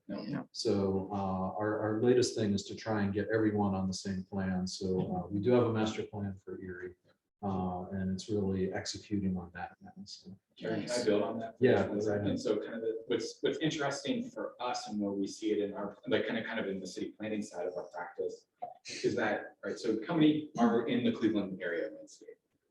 You guys know community development corporations, you've heard the term before. You want to guess at how many there are in Cleveland? I haven't heard of it. Right, so Too many. That's So a would be my community development answer. corporation is a geography-specific nonprofit that serves residents. Okay, so, and what serves residents could be, they provide social services, they provide access to healthcare. They, That's not what they're supposed to do. right, That is what they right. do. Some of Economic them development. do economic development as part of their umbrella. They are developers, like they will actually do a development project like this project was done probably in the early 2000s. So they do a lot. There are 29 in Cleveland. All of them get funded from the same funding source. So they end up competing against each other. Either through the city of Cleveland, through CDBG funds, so community block development grants. Right. Taxes? Yeah, so it's either funded through the city or it's funded through federal programs. That filter down through other sources. And yes. How do you get to be a CDC?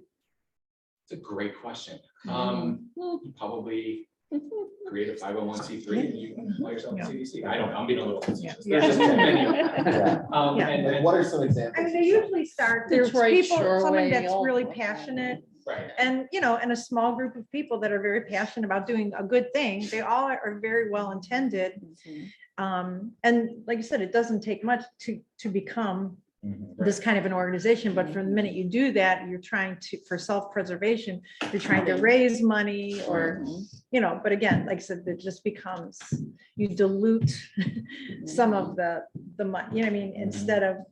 Right, so some specific Cool, yeah. examples of the 29, Detroit Shoreway. We're in Midtown Cleveland's service area right now. Famico's Foundation, which is primarily the east side of Cleveland, St. Clair Superior, Ohio City Inc., Cam's Corners, or I'm sorry, West Park, Metro West, probably Solid Tremont. Village Development Corporation. Like we could just keep going through the list. Are you ever taking groups of them and trying to get them all to work together, or you? That's the secret. Okay. So that's so. Oh, like, I so see that's the surprise. no, that's part of it. No, that's part of it is that when we see what the individual organ, like those CDCs are struggling with, it's not unique. Every single one of them is struggling with the same thing, yet they won't pick up the phone and say, hey, we have a housing problem in our service area. You are really good at housing services and finding access to capital for folks that might not be lendable or whatever that is. Instead of doing that, they say, we should build our own housing service, right? And it continues And I think to if you erode. compare that to within a company, Exactly. departments, groups, all. Redundancy, there's a lot of redundancy, redundancy. Trying to do the same thing, but nobody is collaborating the way they need to. And we don't need to reinvent the wheel. Right. And there is efficiency in collaboration. Yes. When it's done correctly. Right. And responsibly. So Shelley, how is this separate from your business and the work you do? This is an offshoot of lots of different things that I've been doing for several years, but we packaged it up. And Susie, can you help me just take this to the next slide? What we've actually done is, thank you. And maybe we can make that a little bit smaller, just so that we can see the colors. The whole point is, from my perspective, is not just width, but when you have a topic that you want to cover, something you want to achieve, it's a strategic growth plan, it's a master plan, so whatever it happens to be. When you apply this with leadership approach over that, what you're doing is you're deepening the engagement with whatever your stakeholder group is, you're also activating work along whatever the timeline of your process is. And you're building, because the process is the practice, right? So if you want different kinds of leadership and you want people to really own their unique value and bring that and be with, we do small little practices across the entire process so that at the end, without an actual graduation thing, you're graduating people who are different kinds of leaders at the end than they were when they began the process with you. And so we put all these colors on this page because there are multiple ways by which we engage with groups to do this. There's one-on-one, there's small cohort work, there's big cohort work. All along the path, we are encouraging people to really understand the unique perspectives of the different people in stakeholder groups. And to be, I think it's always of service, right? Like, I don't come in with the answer. I'm really good at saying I don't know because I don't a lot of times. And I know I can go figure it out or find somebody who does that. And making people comfortable with that, I think is part of the deal. It is really different than the leadership style that I professionally work in. It is. And that's the whole change the narrative piece that Alex and I, we joke about world domination, but I'm not joking. Because if we can change how people solve problems and bring their leadership through the process, we're actually changing how people do things. So that they're considering multiple perspectives naturally. Right, so let's have it ooze out into the entire universe. That's where we can work with people.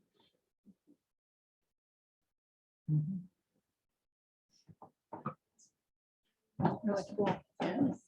So you asked a question about where does it come in with my work. This is what I do with all the organizations that I work with. Whether it's a strategic growth plan, whether it's brand ops, which is like operationalizing brand, right?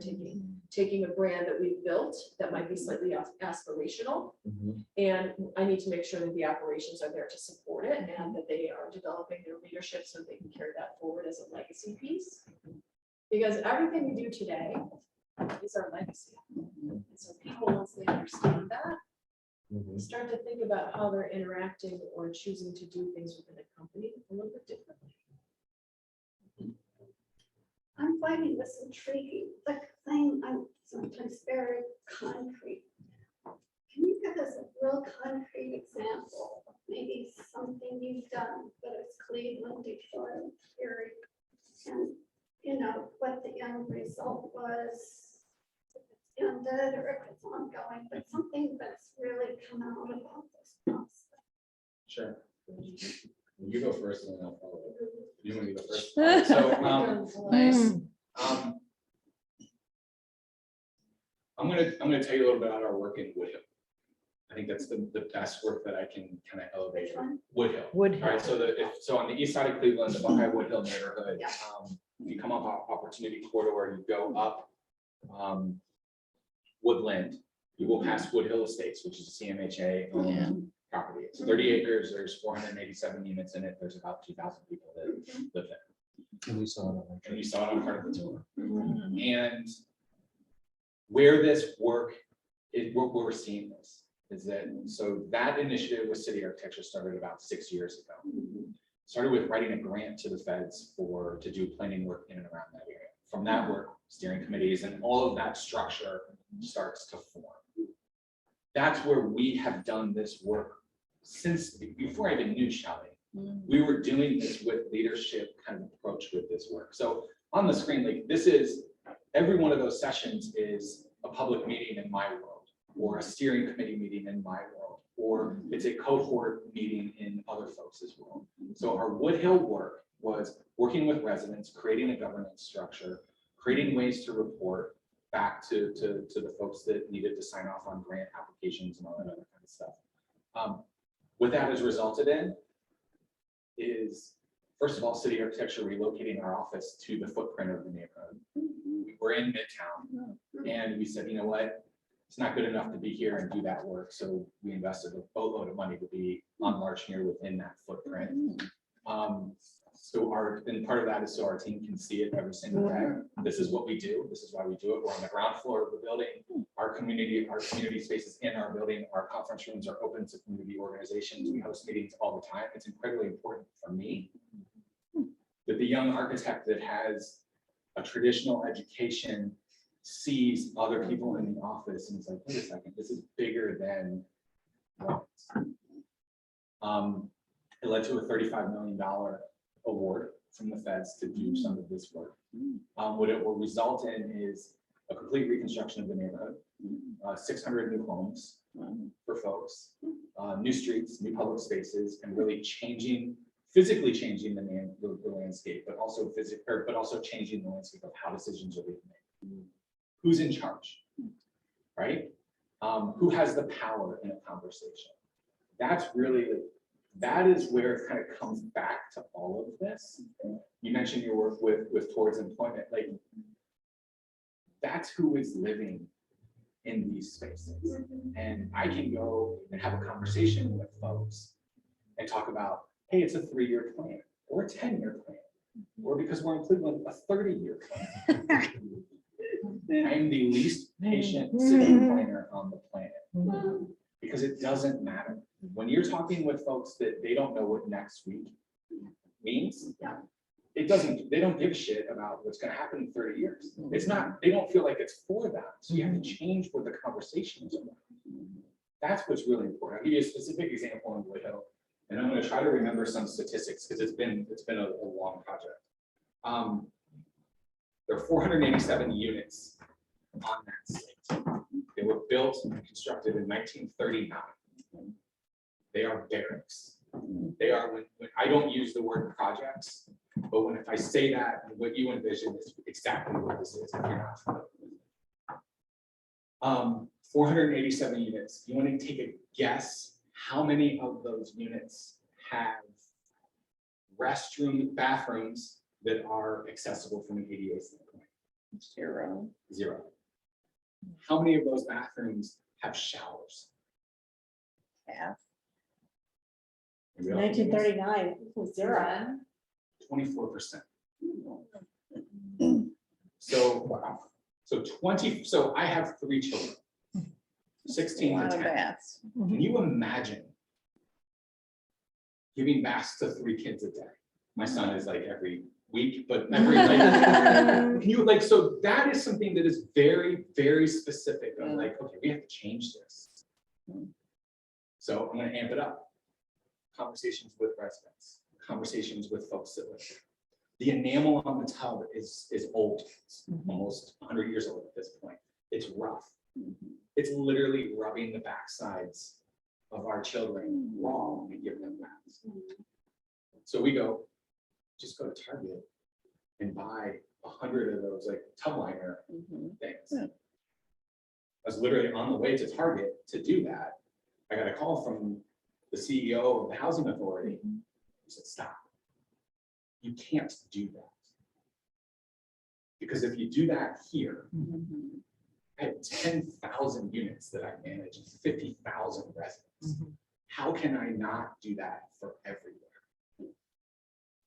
And that is not a cut on the CEO. His heart is in the right place, but that is the operational side of it, and that is the scale side of it. And that is we have to change his narrative. This is something that's so easy, relatively easy to solve. That has to be, we wouldn't have gotten to that level of understanding without this type of process. And the ability to shift the power of who is making the decisions, or at least who has influence over decisions at the city level, at the policy level. The city of Cleveland has allocated close to $20 million in addition to the $35 million for this initiative. If we don't have the resident narrative, I don't think that that's a strong case to qualify for that funding. And so I'm realizing where we missed in our messaging here. Okay. Which is part of the change the narrative is elevating voices that need to be elevated, right? So Alex just gave a great example of elevating the resident voice so that the residents are at the center of the decision making, right? And so that's the with piece. Somehow I don't think we know great about that. I have another example, if you guys want one. I just have to ask, did you ever get the tubs fixed?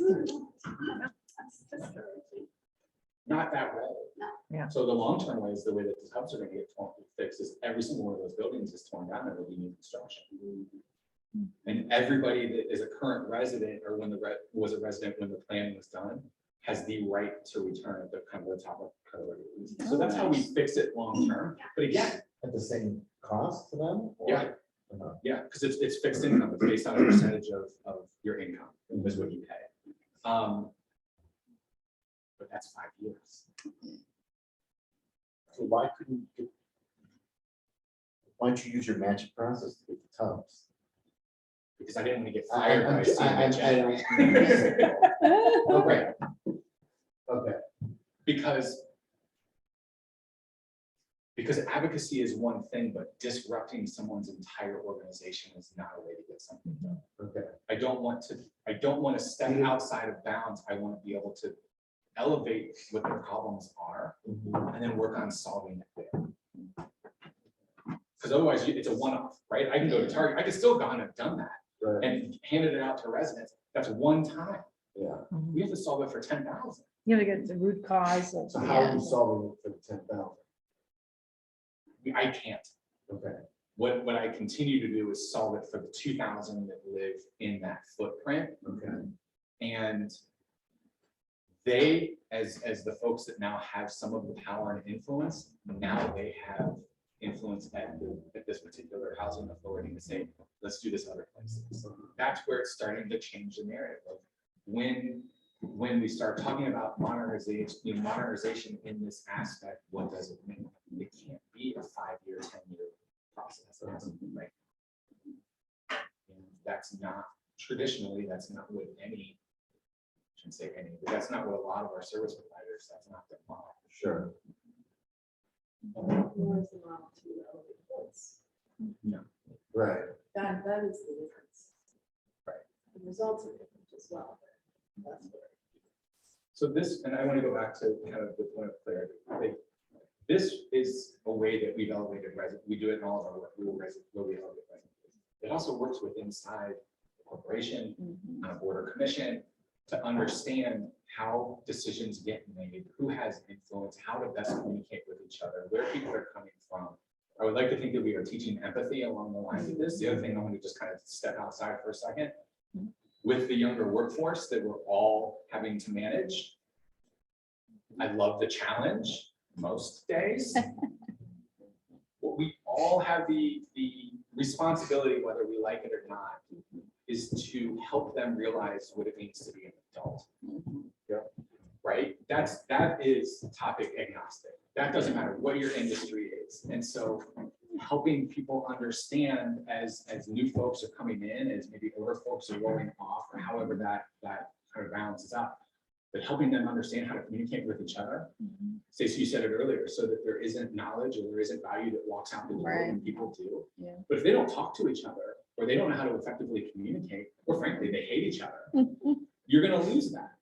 We've seen it happen, and we see, and you know, where I see it happen less on the organizational level that I work with, but if I'm working with a city for 6 years, then there's a mayoral election, or there's a council person that gets, like, that is so disruptive that if you don't have the foundation of the resident voices in a place for them, that agenda just gets changed. And that's what's happened for the last 100 years. And that's where we lose any sort of momentum towards implementation. Well, in that scale, if you're working on 30 years, so every 4 years, Right. 30, you know. Yeah.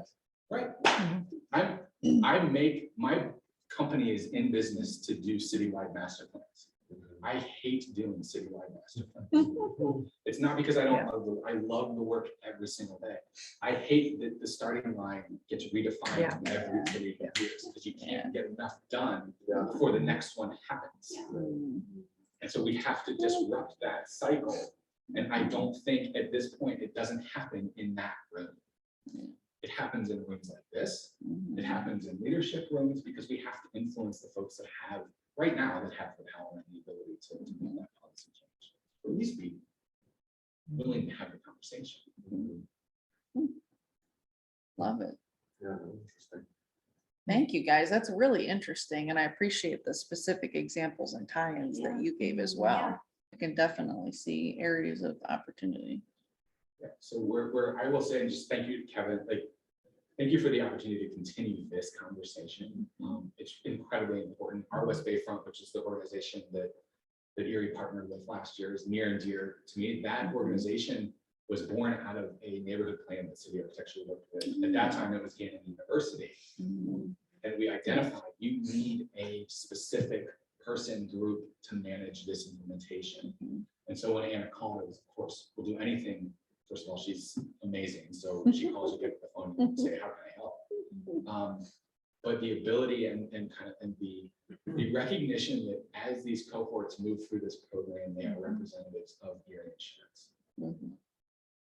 And just to ask, is that second year program still continuing? or- So it's starting, we're starting our third I year. know. Yeah, it kicks off in December. And the second group, are gonna continue to do that work. They are. Yeah. So they are not specifically with our West Bayfront. Actually, some have signed on with them, but they are off doing other things. So some of the authorities we have an airport authority, a Bayfront waterfront authority, convention center that manages our physical space, the housing authority, but just the number of nonprofit boards. Our goal is we say it's like when you get a certain designation or you get a degree, your work didn't stop now, it's only beginning. And that's really what we challenge everyone is we're tracking all of you.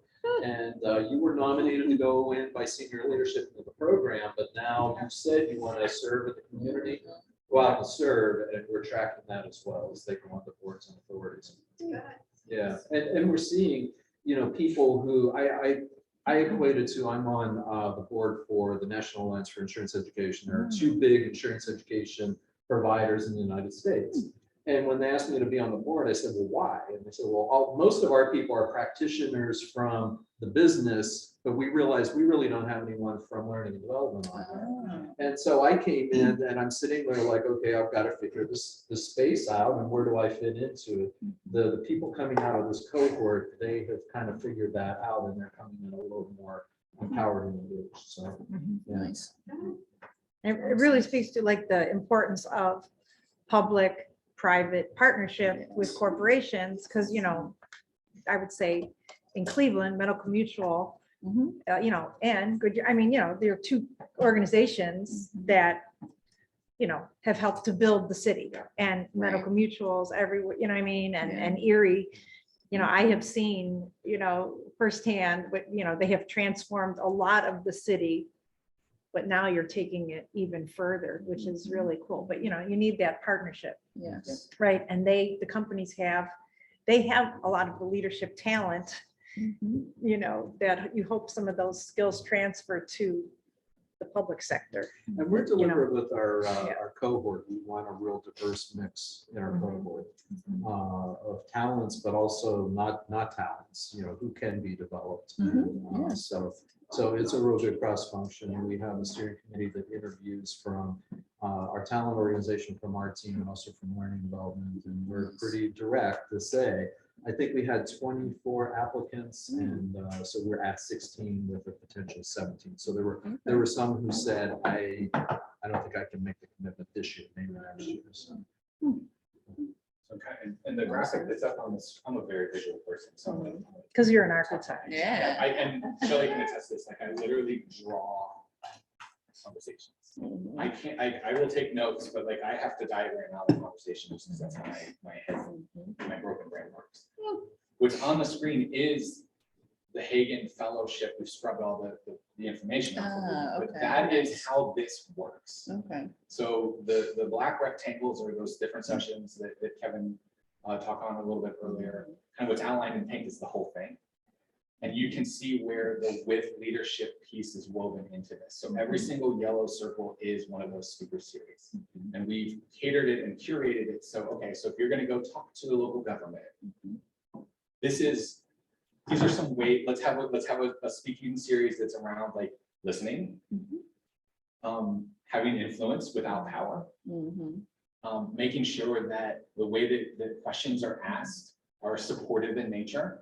It's incredibly important with elected officials, whether we like it or not. And so what we do is we align each one of those sessions to either download from the previous or prepare for the next. And then there's also the individual check-ins or the coaching or that kind of falls in that same.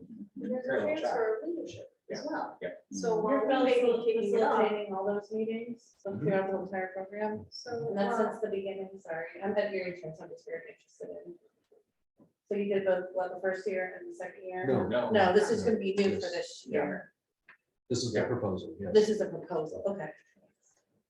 so while we may kick off and lead the facilitated conversations, we're very strategic about handing off that responsibility to the cohort at the proper times based on whatever the curriculum is, or whatever is going on in the program. In this case, you see these roundtables here.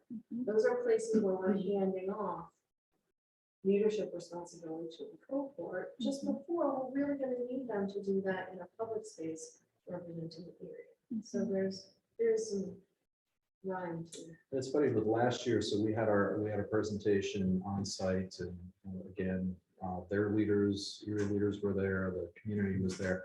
But then afterwards, they went out into our West Bayfront and they facilitated it to the neighbors and business owners. And so we opened it up to everyone who they interviewed in the neighborhood, but then also just out. And we probably had 150 people there. Wow. And so the ERIE Insurance, even though our CEO and our chairman were there, I looked at that as safe space. When they got in with the neighborhood, that was definitely not safe space. And even in the audience, so members were challenging the speakers, but then they were challenging each other, and we had to kind of referee a couple fights that were like brewing in the audience between, a neighbor who didn't like a neighbor or felt that they were always trying to control things, and it was interesting. And afterwards, the group was like, "Wow, you didn't tell us that was going to happen." I didn't know that was gonna happen. You don't. So, Right, you don't prepare for that. Yeah. As someone that's been in hundreds of community meetings, you never know. Yeah. You have to, and again, part of this and part of working with my team is not preparing for every single scenario, but preparing you to be comfortable not knowing the answer. Yeah. Working through it. That's a good point. Just tough. And so they laid this across our framework, but what I'm hearing is you can lay that across other frameworks and other situations and organizations. Yeah, it's very interesting to me. What you've been doing.